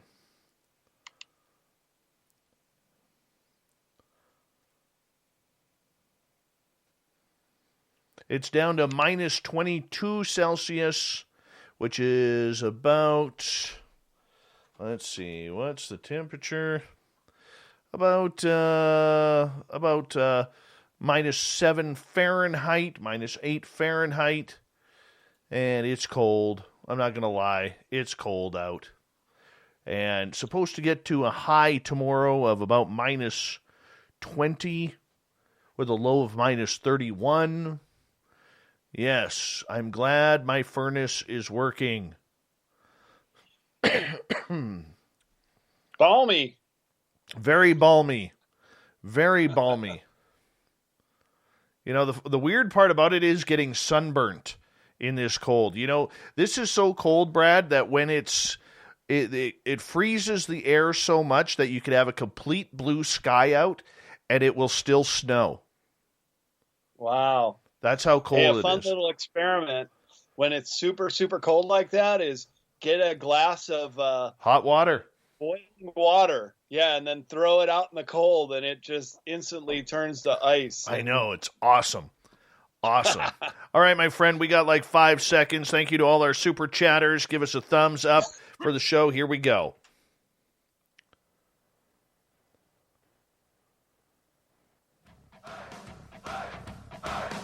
Would you like to connect with us? Head to spacedoutradio.com for all your latest show info. Now, back to Dave Scott and SOR. Here we go with the third and final hour of Spaced Out Radio tonight. My name is Dave Scott. Thank you so much for taking the time to join us. We really do appreciate earning your listening ears. Hello to everyone listening in on our terrestrial affiliates across North America and digitally on TalkStream Live, Revolution Radio, and KPNL. If you want to check out our archives, they are always free for you at youtube.com/Spaced Out Radio. Just do old Davey the favor, hit that subscribe button. The Desert Clam has set the password for tonight in the SOR Space Travelers Club. What do you got for us, Clam? Kissed Vein. Kissed Vein is your password. Use it wisely, space travelers, as the Clam sets the password each and every night right here on Spaced Out Radio. Our website is spacedoutradio.com, where we have a plethora of features for you, including rocking out to Bumblefoot and reading up on Captain Shirk's SOR Newswire. Follow us on Twitter at Spaced Out Radio and on Instagram at Spaced Out Radio Show. For the final time tonight, we introduce our guest, Brad Olsen. He is an award-winning author. You can find all of his books at major bookstores, as well as on Amazon, and his website, bradolsen.com. And right before the break, we started speaking about the secret space program. And, Brad, where are these craft located? They got to land somewhere. Where do you think they are? Well, when I was talking about some of these large tracts of land that are mysteriously bought up around World War II and still not many people know who owns them or what goes on there. Down in South America, I could pinpoint a couple in Chile and Argentina. I don't think that the New Berlin base is in operation anymore. That is the base 211 that was set up with the New Schwabenland expedition. There is a little known nuclear testing program that took place in the 1950s called Project Argus.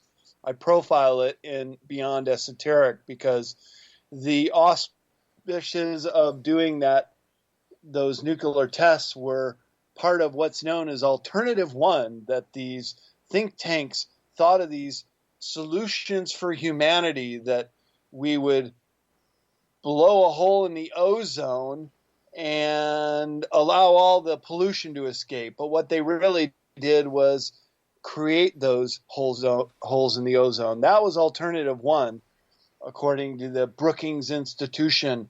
And then they were looking at Alternative Two, and that's burrowing underground and creating the deep underground military bases. And Alternative Three, which turned into a TV show in the UK that many people thought was real, much like our War of the Worlds on Halloween in the 1930s by Orson Welles. They did a show about Alternative 3, the brain drain of all these scientists in the UK going off planet to work. It turned out to be a parody but was it really? A lot of people thought it was real.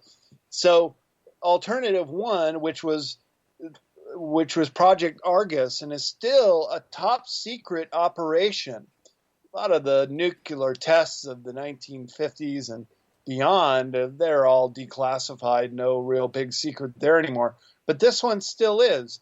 And the reason is they may have nuked the German base, that there was still part of the military that wanted to get revenge for the Battle of High Jump, where we were basically routed by a craft that came up and out of the ice.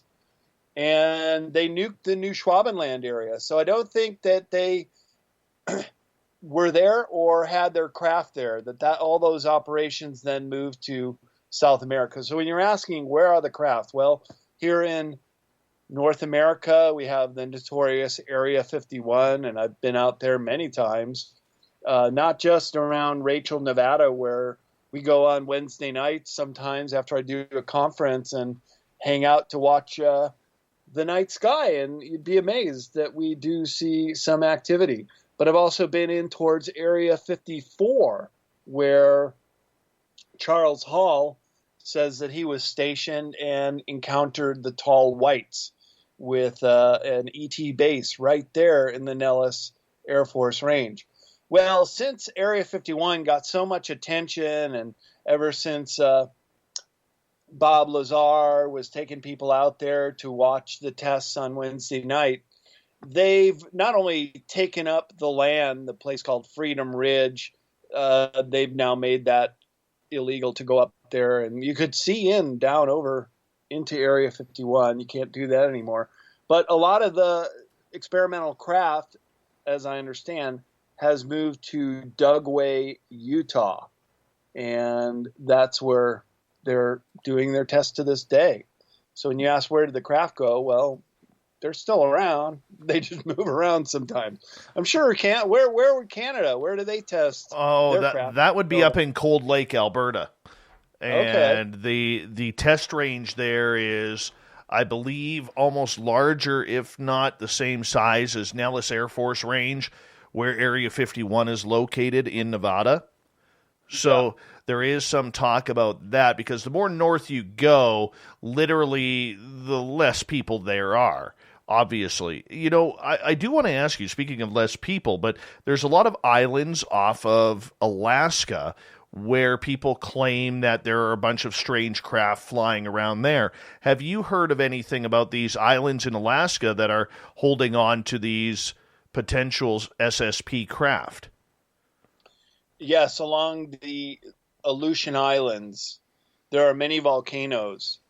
Volcanoes for extraterrestrials. I don't know about the secret space program, but Alaska is a huge state, as we know.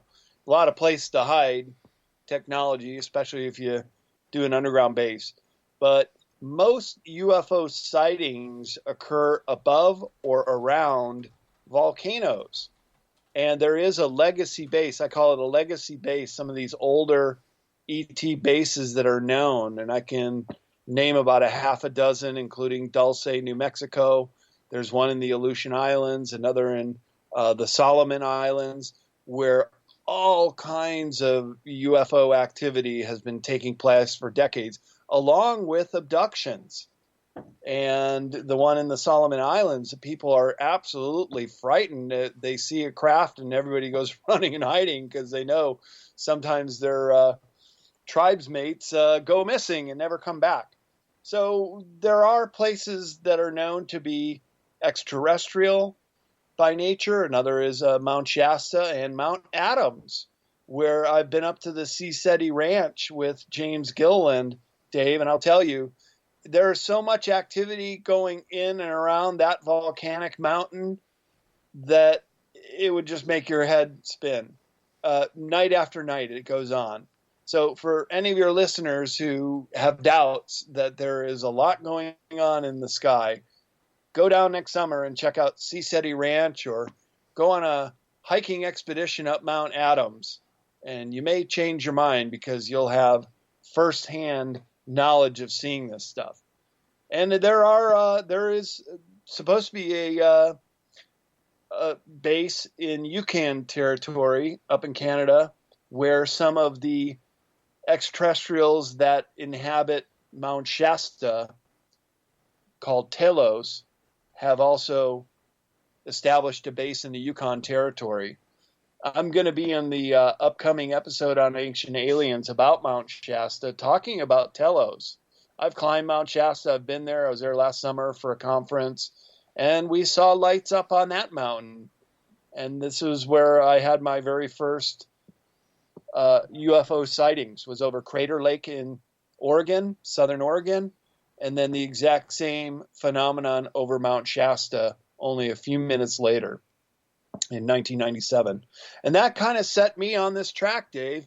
I think a lot of people in ufology will have a tip-off moment, something that gets them thinking about what this is all about. And, well, for me, it's now led to 3 books in the Esoteric Series. That's kind of exciting. It's kind of exciting. Do you believe that there are UFOs that are using our volcano systems as some sort of mining expedition or fuel stops for maybe they could transform the fuel on there? Because so many people have these sightings around what I like to call Volcano Row, which, you know, literally starts up in Alaska through the Yukon, British Columbia. I mean, the area, Brad, where I'm living on, it was created by volcanoes over 1 million years ago that are now dormant or dead or whatever they call it, you know. And, you know, we have buttes around here, much like Devil's Tower around here. I believe they're all tree stumps personally, but that's just me, you know, because I'm weird that way. But nonetheless, do you believe that these volcanoes or there's something special about them that attracts UFOs? I think the things that you listed as a potential heat source, as a potential giant cavity. Volcanoes are known to have massive cavities on the inside. Did you know that there's a great big volcano right outside of Mexico City called Popocatépetl? Not saying that quite right, but it is the site of the most UFO sightings in the world. Literally millions of people in Mexico City have seen UFOs over this volcano. So prominent that people just post up every night and they got webcams going. You go down to Central America or South America, talk to the people about UFOs, such as around Lake Titicaca in Peru and Bolivia. They see UFOs there all the time, Dave. It's like second nature to them to talk about these subjects. They think we're the ones who have some kind of hang up about it, and we're the ones tripping, where they're saying, oh yeah, well, we watch them all the time. We see these cigar-shaped craft and disc-shaped craft go into Popocatépetl volcano, this giant active strata volcano that still erupts, and crafts are coming and going in the eruption. So either they're able to transition through matter as we know it and extract the energy or heat or power up from the volcanoes themselves, use it as a hiding place. That's their inner world. And then when you combine that with city of Telos under Mount Shasta and other locations that supposedly harbor very high-tech ET bases or civilizations, taken together, the common denominator is usually volcanoes. Therefore, we can't discount the fact that there's something about them that are attracting these craft and the pilots that fly them. Do you believe then that when these craft come in, that maybe volcanoes or some sort of tracking source, much like what we call those pieces of art that are put into wheat fields and corn fields, you know? The crop circles? Crop circles. I don't know why I couldn't think of that. Yeah, that's a whole chapter in my book, Future Esoteric. Look, there are fake crop circles, and they're very clumsy clumsily made, and they break the stalks. And Doug and Dave, I think, are the two hoaxers. Is, oh yeah, we do those crop circles. And then you have others that are so intricate where the stalks are not broken. They're intertwined within the stalks and just pressed down by some kind of force to create the patterns. Look, if anybody thinks that they could fake these crop circles, there is a bounty that still has not been collected for anybody that can reproduce the Galaxy Hill crop circle, which is over 200 concentric circles that appeared near Stonehenge about a decade ago. If anybody can reproduce that in the same manner of having the stalks intertwine and press down. And did you know that if you don't trample these crops that are intertwined like this, where the stalks are not broken, those stalks will not only grow back, but have a higher yield of whatever crop that they were growing, that they're somehow impressed and supercharged. Other things like compasses going haywire or flying over a freshly matted crop circle, and the instruments aboard a plane also spinning around and not working. There is a whole field of study surrounding crop circles, and perhaps we could do a whole show talking about them, because the intricacies of how they're created and the sighting of orbs, just like the Apollo 11 astronauts may have seen leaving the moon. These illuminating orbs have been captured on film, creating crop circles. And Patty Greer has a whole series of movies where she has some of these videos where you just see these orbs just making no sounds, but just zipping around a crop circle field, and then boom, the pattern emerges within seconds. A minute might be long for some of these crop circles to be made. It's just extraordinary. And so obviously we're talking about some kind of technology that we don't quite understand. The messages in the crop circles are very profound, that they may be giving us some clues, maybe even blueprints, how to create our own free energy machine. And sometimes even outright messages themselves with the crop patterns themselves, mimicking our space probe on, was it the Viking Explorer, when we put a little code, this is us humans here on Earth, and this is who we are. And a crop circle came back with a couple nuances, with a bigger head alien and more strands of DNA, and say, this is who we are. So they're taking our information and giving it back to us. I have pictures of that in Future Esoteric in that chapter. It's just really mind-blowing stuff, just right up there with UFOs and studying exopolitics, with some of the coolest subjects, I think, pertaining to ufology. Mm-hmm. Brad, I got to ask you, Dr. Michael Salla, who is very controversial in this field, but he has done what I think is great research into the possibility of the Greada Treaty. This is, for people who do not know, an alleged treaty back in the early 1950s that allegedly had then-President Eisenhower sign a deal with extraterrestrials trading humans for technology. Yeah. Have you looked into this? And if so, what's your opinion on this?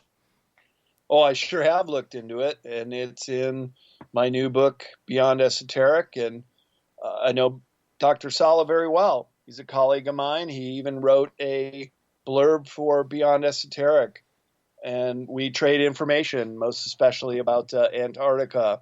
The Greada Treaty is very real and has been this technology exchange with the U.S. government for several decades.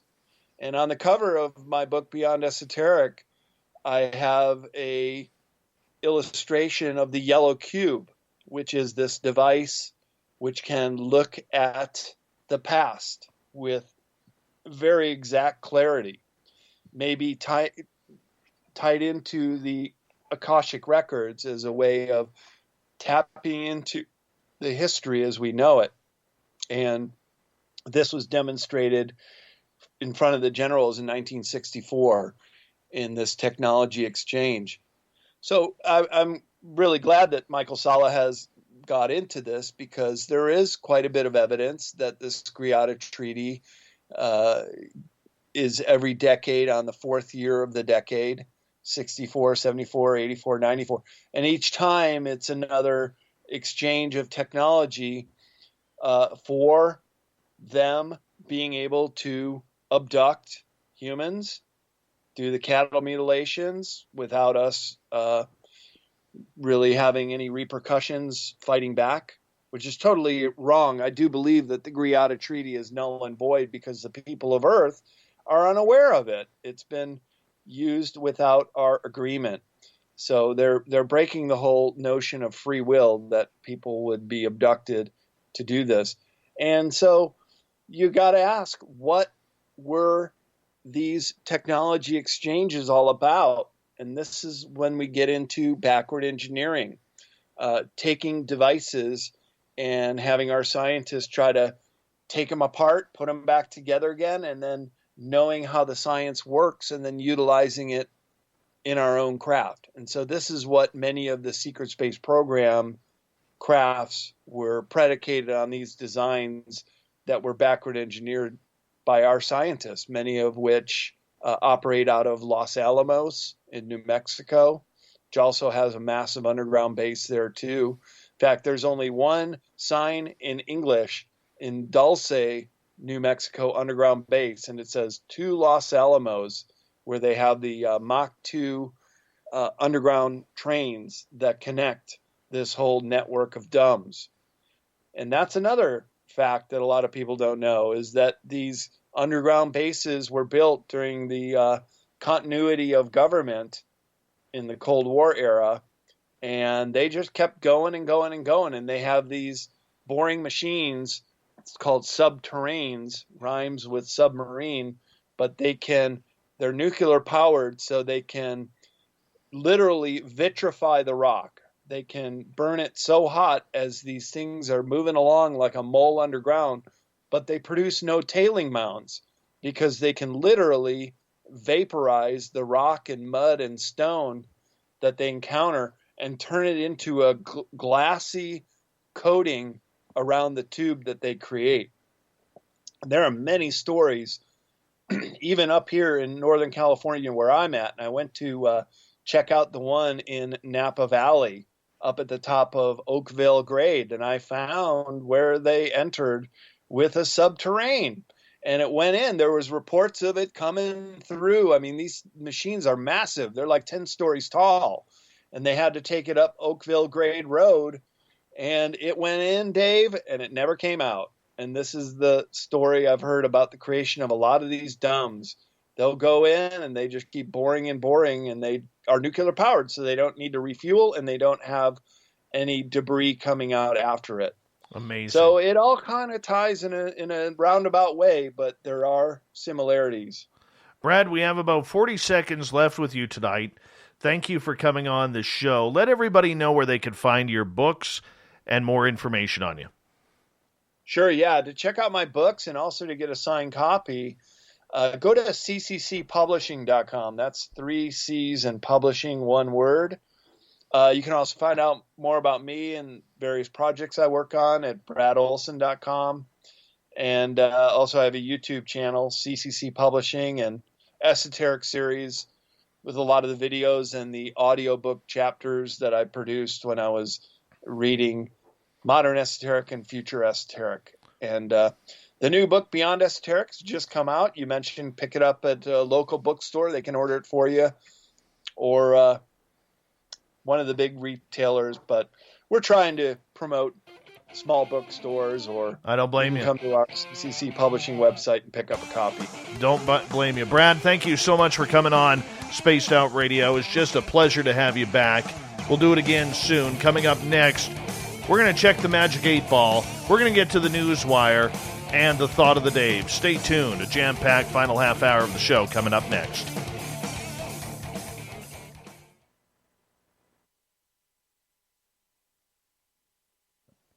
Good job, Brad. All right. That was great, man. We'll give you a few claps for that, man. We'll give you some claps. Oh, thank you. We appreciate really you. Fun talking with you again, Dave. We'll do it again. Wait 5 years and do it again. No, we definitely won't, my friend, and I appreciate your honesty. I asked you a few tough questions there, and I appreciated your honesty and everything, man, and let's do this again. I had a lot of fun with you. Thank you. Oh, you bet. And you're a great host, and really pleasure for me to have this talk with you again. And man. We got so much more we can talk about, too. We will. I'll let you get going, but thank you for your time, my friend. All right. Well, you have a good night and stay warm up there in the Great White North. Definitely. Take care, buddy. You too. Ciao. Bye. That was fun. This is a good time to remind all of you that this show is partially brought to you by our good friends Gary the Dutch and his wife from Mighty Moose Beard Oil. Go to mightymoosebeard.com. You can get yourself some really cool beard oil and swag. You don't even have to have a beard. This stuff's good for your hair. Let me show you how it works. You just, grab a bottle. I'm using the winter blend here. You take the drip bottle, you kind of drip it into your hands like so, and then you make sure you put the lid back on because you don't want to spill. No. That makes things messy. Then you just massage it into your hands and then massage it in. This is how I take care of my beard, just like this. Massage it in, and it's nice. It smells great. There's no chemicals. It's all natural. Gary the Dutchman does it all himself, and if you're American, the best part about it is it's all in Canadian dollars. So when you order, it's all in Canadian funds. Use promo code SOR2019 and look for the ladies. This is great for your hair. It's great for your hair. It helps replenish it, moisturize it, gets rid of split ends. That's why I rarely have any split ends in my hair. And my hair looks fantastic. I just put it in my hair, and it feels great, smells great. And go to mightymoosebeard.com, check things out, and grab yourself a toque, a hat, or a T-shirt as well. Not beanies, because we have toques up here. And check it on out. mightymoosebeard.com is where you want to go to check out Gary the Dutchman's beard oil. And follow him on Twitter, Moose Oil, @MooseOil. Yeah, there you go. Hey, Mike. How you doing, man? You just getting off shift?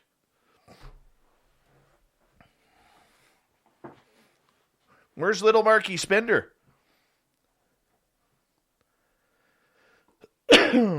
Yeah. Look how good the beard looks. It's nice and shiny. Just perfect. Perfect. There you go. Hey, we got an update on Gorilla Glue Lady, by the way. I'm going to warm up the Magic 8 Ball here.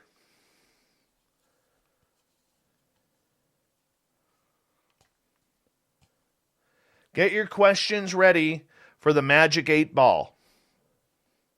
If you're on Twitter, if you're in Spreaker, if you are in our YouTube chat,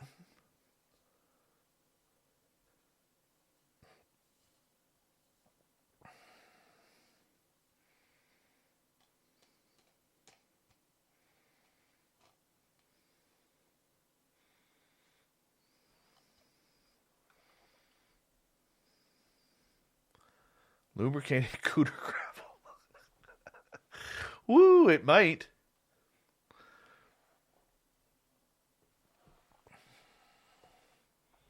It might.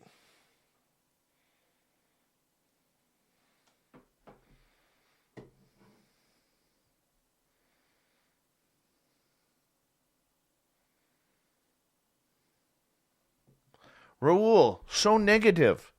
So negative.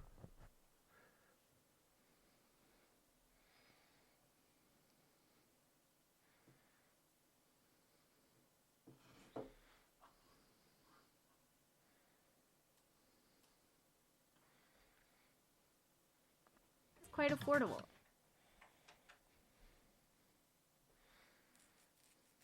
Thanks, UFO Not. Appreciate that.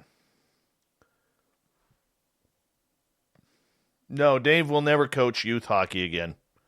Dave's too pissed off to coach youth hockey.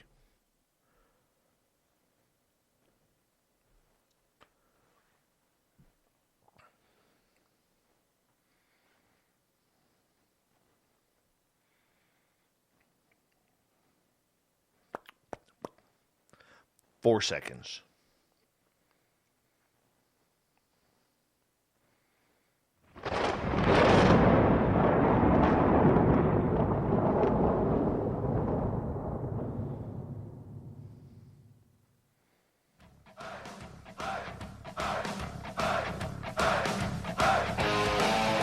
We've rounded third. We're heading for home tonight on Spaced Out Radio.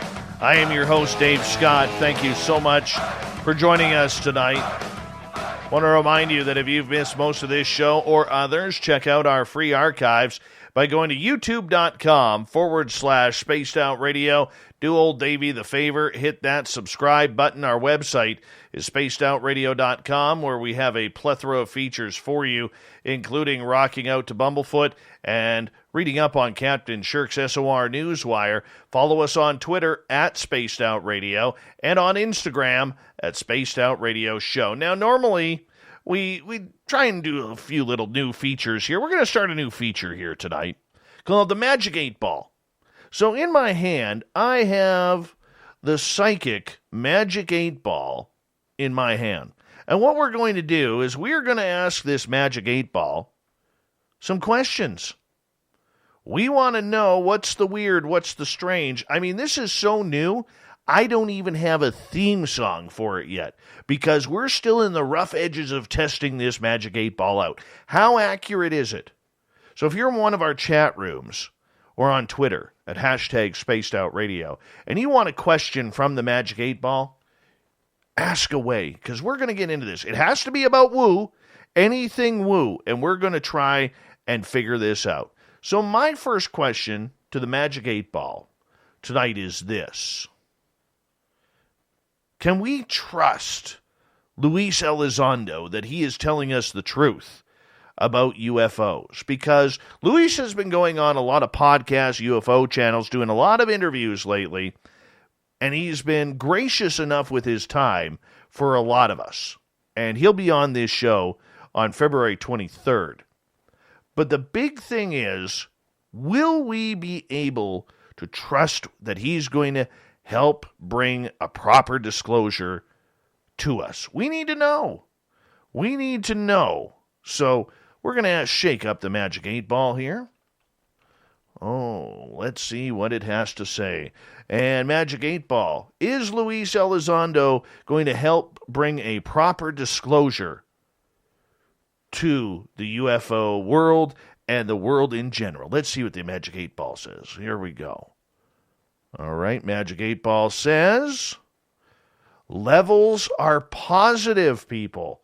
Levels are positive. We got to trust the 8-Ball that Lou Elizondo is telling the truth. All right, let's get to some questions from our audience here. And we're going to start off with, let's see here, Kevin. And he is asking Dave and Magic 8-Ball, will the woo lead me to true love? Will the woo lead him to true love? Let's shake up the 8-Ball. See what she says. Magic 8-Ball says, oh, we got to turn it around here. Hold on, because 8-Ball has a mind of its own.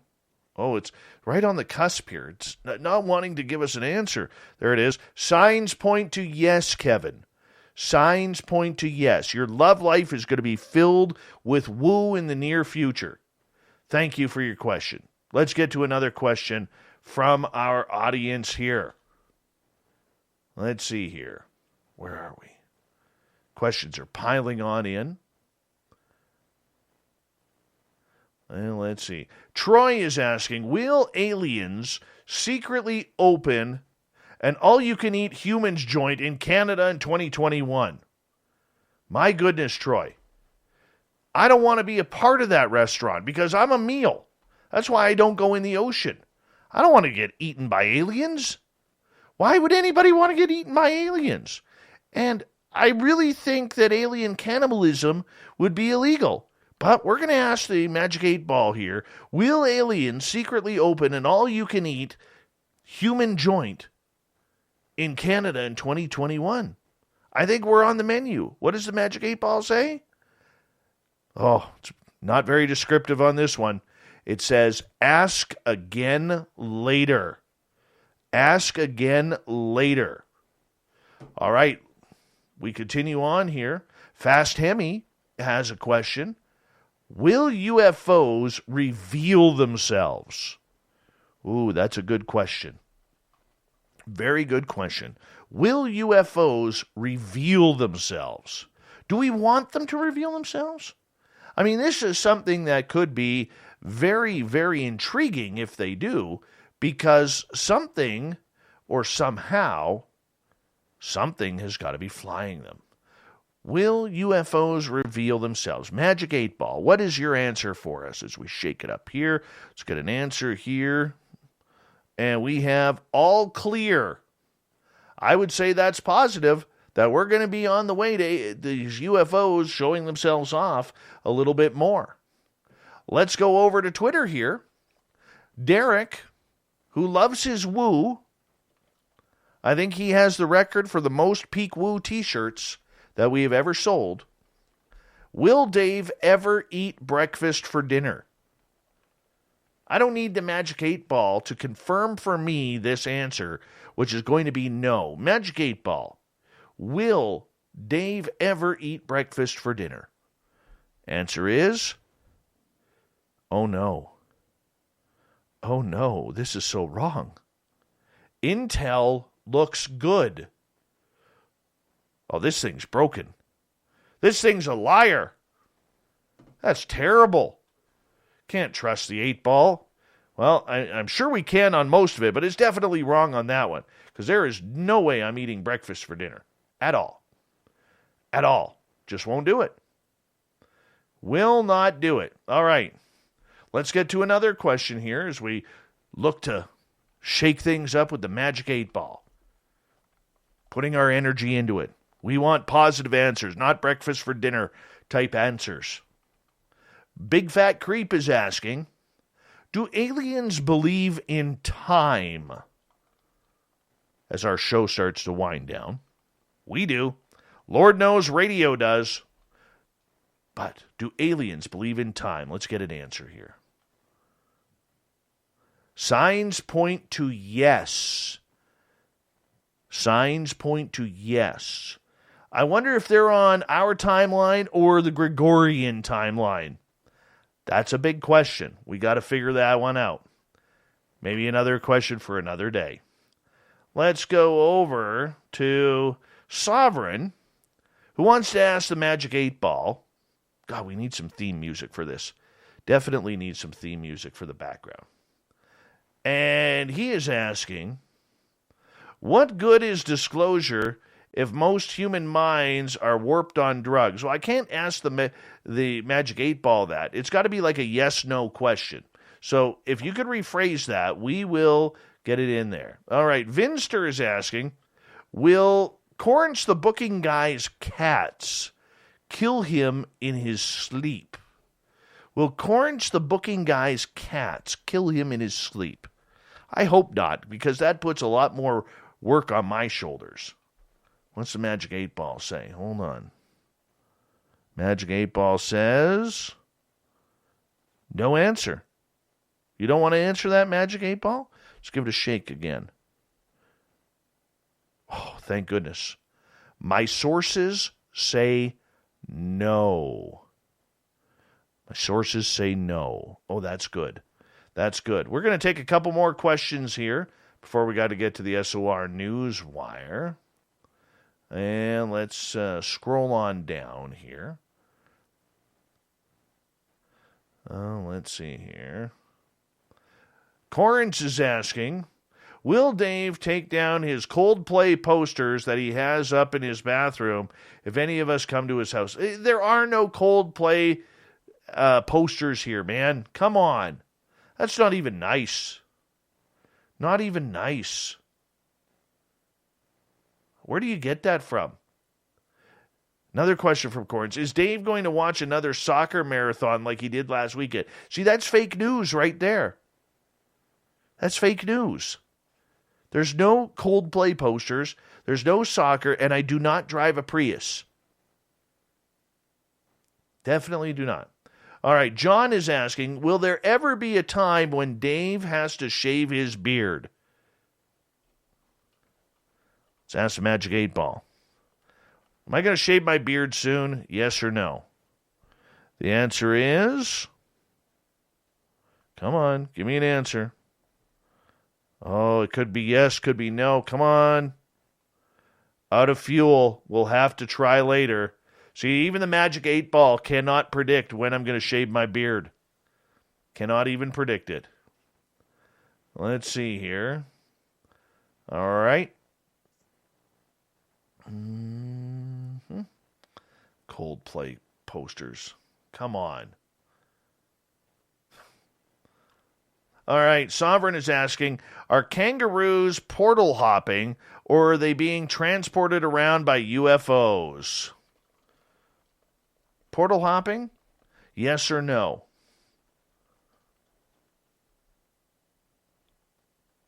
Magic 8 Ball says,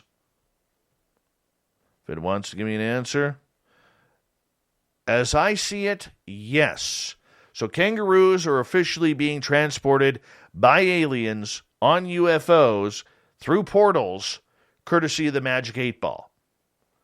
Very nice question. Solid question. Right there. All right. And I think we will take one or two more here. All right, Grandmaster says, my question to the all-knowing Magic 8 Ball is, do the aliens have extensive bases and presence here on Earth? Good question. Magic 8 Ball. Let's ask a question here. Do the aliens have extensive bases and presence here on planet Earth? Let's get to this one right here. And the answer is... all systems go. That would be a yes. Magic 8 Ball believes there are alien bases, and the aliens are here. All right. Joseph is asking, are we going to go to war with the aliens soon? Oh, my goodness. Positive questions here, people. I don't think we're going to brawl with aliens here, but we'll check out the Magic 8 Ball. That's kind of what we do. It's kind of what we do. And we'll check it on out right now. Here we go. And the answer is Magic 8 Ball. What do you say for us here? Infinitely yes. We're going to go to war with aliens. Isn't that nice? I'm sure we'll start it. And we got time for one more. One more question. This comes from G-Man. Will Mighty Moose beard oil make my beard softer? I think it will. Magic 8 Ball, what do you have to say about this? As I see it, it is yes. Yes, Mighty Moose beard oil will make your beard softer. We're going to try and play the Magic 8 Ball. We may try to not do it maybe next week or something along those lines. But first, let's get to the news.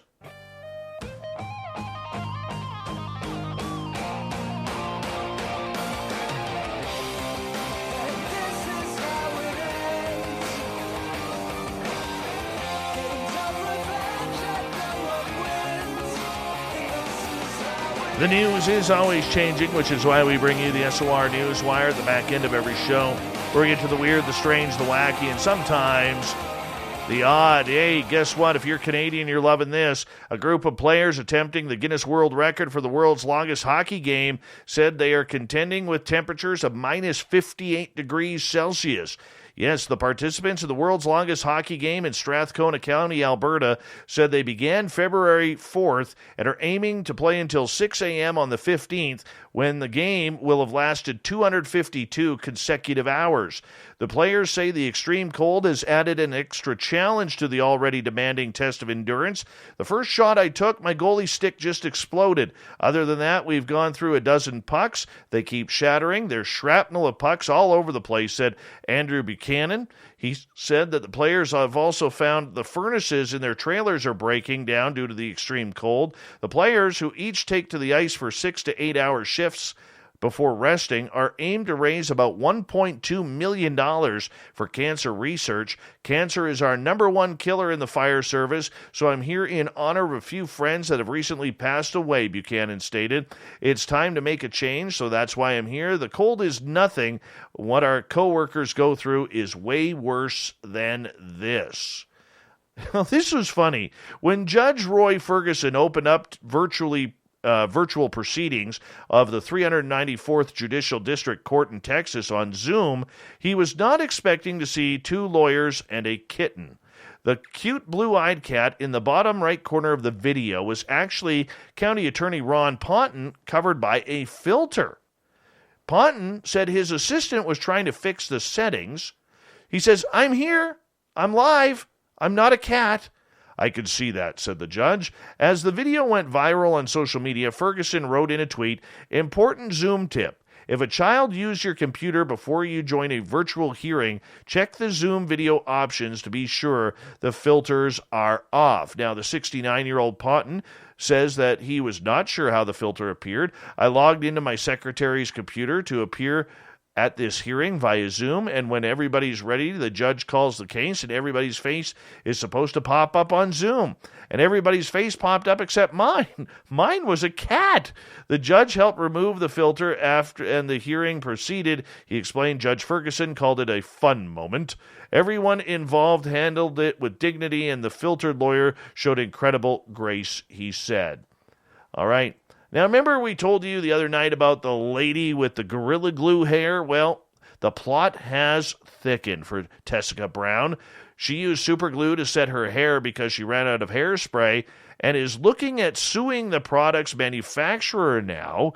Her hair has remained in place for a month, while the product's label warns against using the glue on eyes, skin, or clothing. It does not specifically mention hair. So as of this morning, Brown has raised $14,000 in one day using a GoFundMe page with the initial goal of $1,500, but there is no indication what the money is going to be used for. Reports say she's planning on flying to L.A., where Beverly Hills plastic surgeon Michael Obeng has offered to end her dilemma for free. Obeng is used to medical-grade glue remover in a procedure that could take 3 days and normally costs about $12,500. Gorilla Glue, by the way, in a statement said, "We are very sorry to hear about the unfortunate incident that Ms. Brown experienced using our spray adhesive on her hair. The company emphasized its product is not indicated for use in or on hair, as it is considered permanent." You know, Miss Brown, I will say this. It was your fault to put Gorilla Glue in your hair. It wasn't Gorilla Glue's, so don't bother suing. You'll probably lose. Here's a cool one from the late Alex Trebek. Good Canadian kid.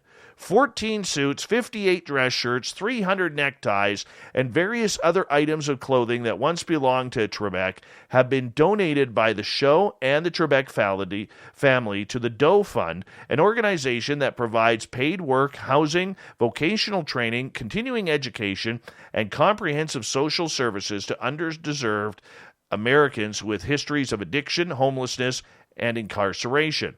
At the suggestion of Trebek's son Matthew, a supporter of the Doe Fund, the clothing will be distributed to those participating in the organization's Ready, Willing, and Able reentry program to be worn on job interviews. During his last day on set, Alex extolled the virtues of everyone opening up their hands and their hearts to those who are suffering, said Mike Richards, the executive producer of Jeopardy! Donating his wardrobe to those who are working to rebuild their lives is a perfect way to begin to honor his last request. The garments were packed up: 58 dress shirts, 14 suits, 300 neckties, 25 polo shirts, 14 sweaters, 9 sport coats, 9 pairs of dress shoes, 15 belts, 2 parkas, 3 pairs of dress slacks. Good for him, giving while he is gone. That is a legacy. And finally, if you want to visit the California town of Santa Maria Valley, they'll pay you $100 to come visit and stay. Yeah, they are providing $100 vouchers, which can be used in the town's wineries, breweries, restaurants, all in the name to try and get tourism going. It runs through March 31st.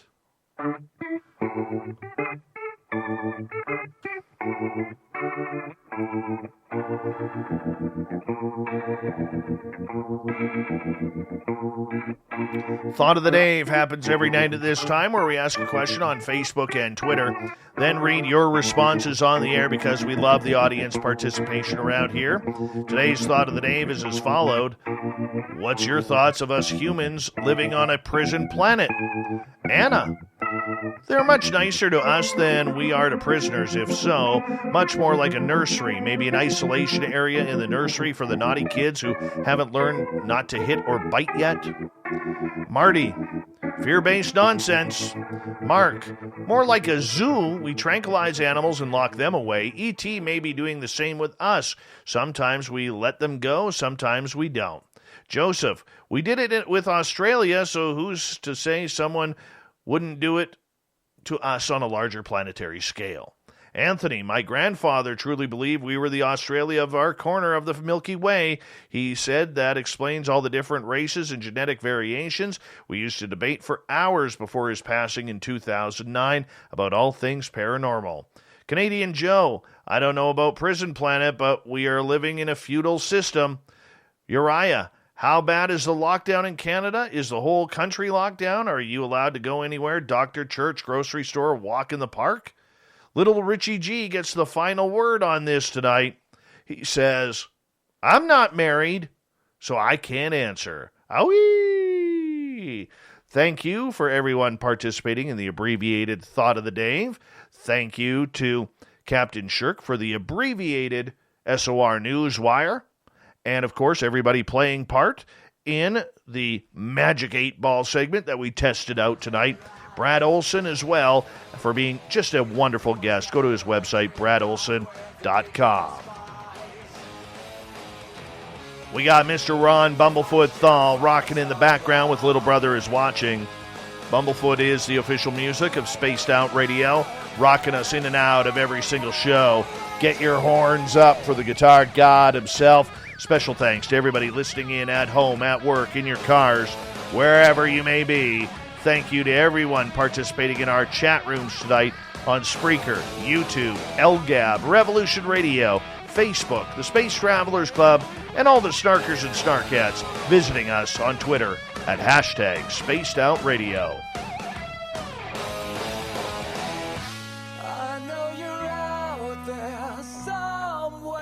Remember, this show is copyrighted by Spaced Out Radio and SOR Media Ventures Limited. Thank you so much for choosing to share your evening with us, because together, my friends, we own the night. Mr. Bumblefoot, we need a favor. We need you to take us home.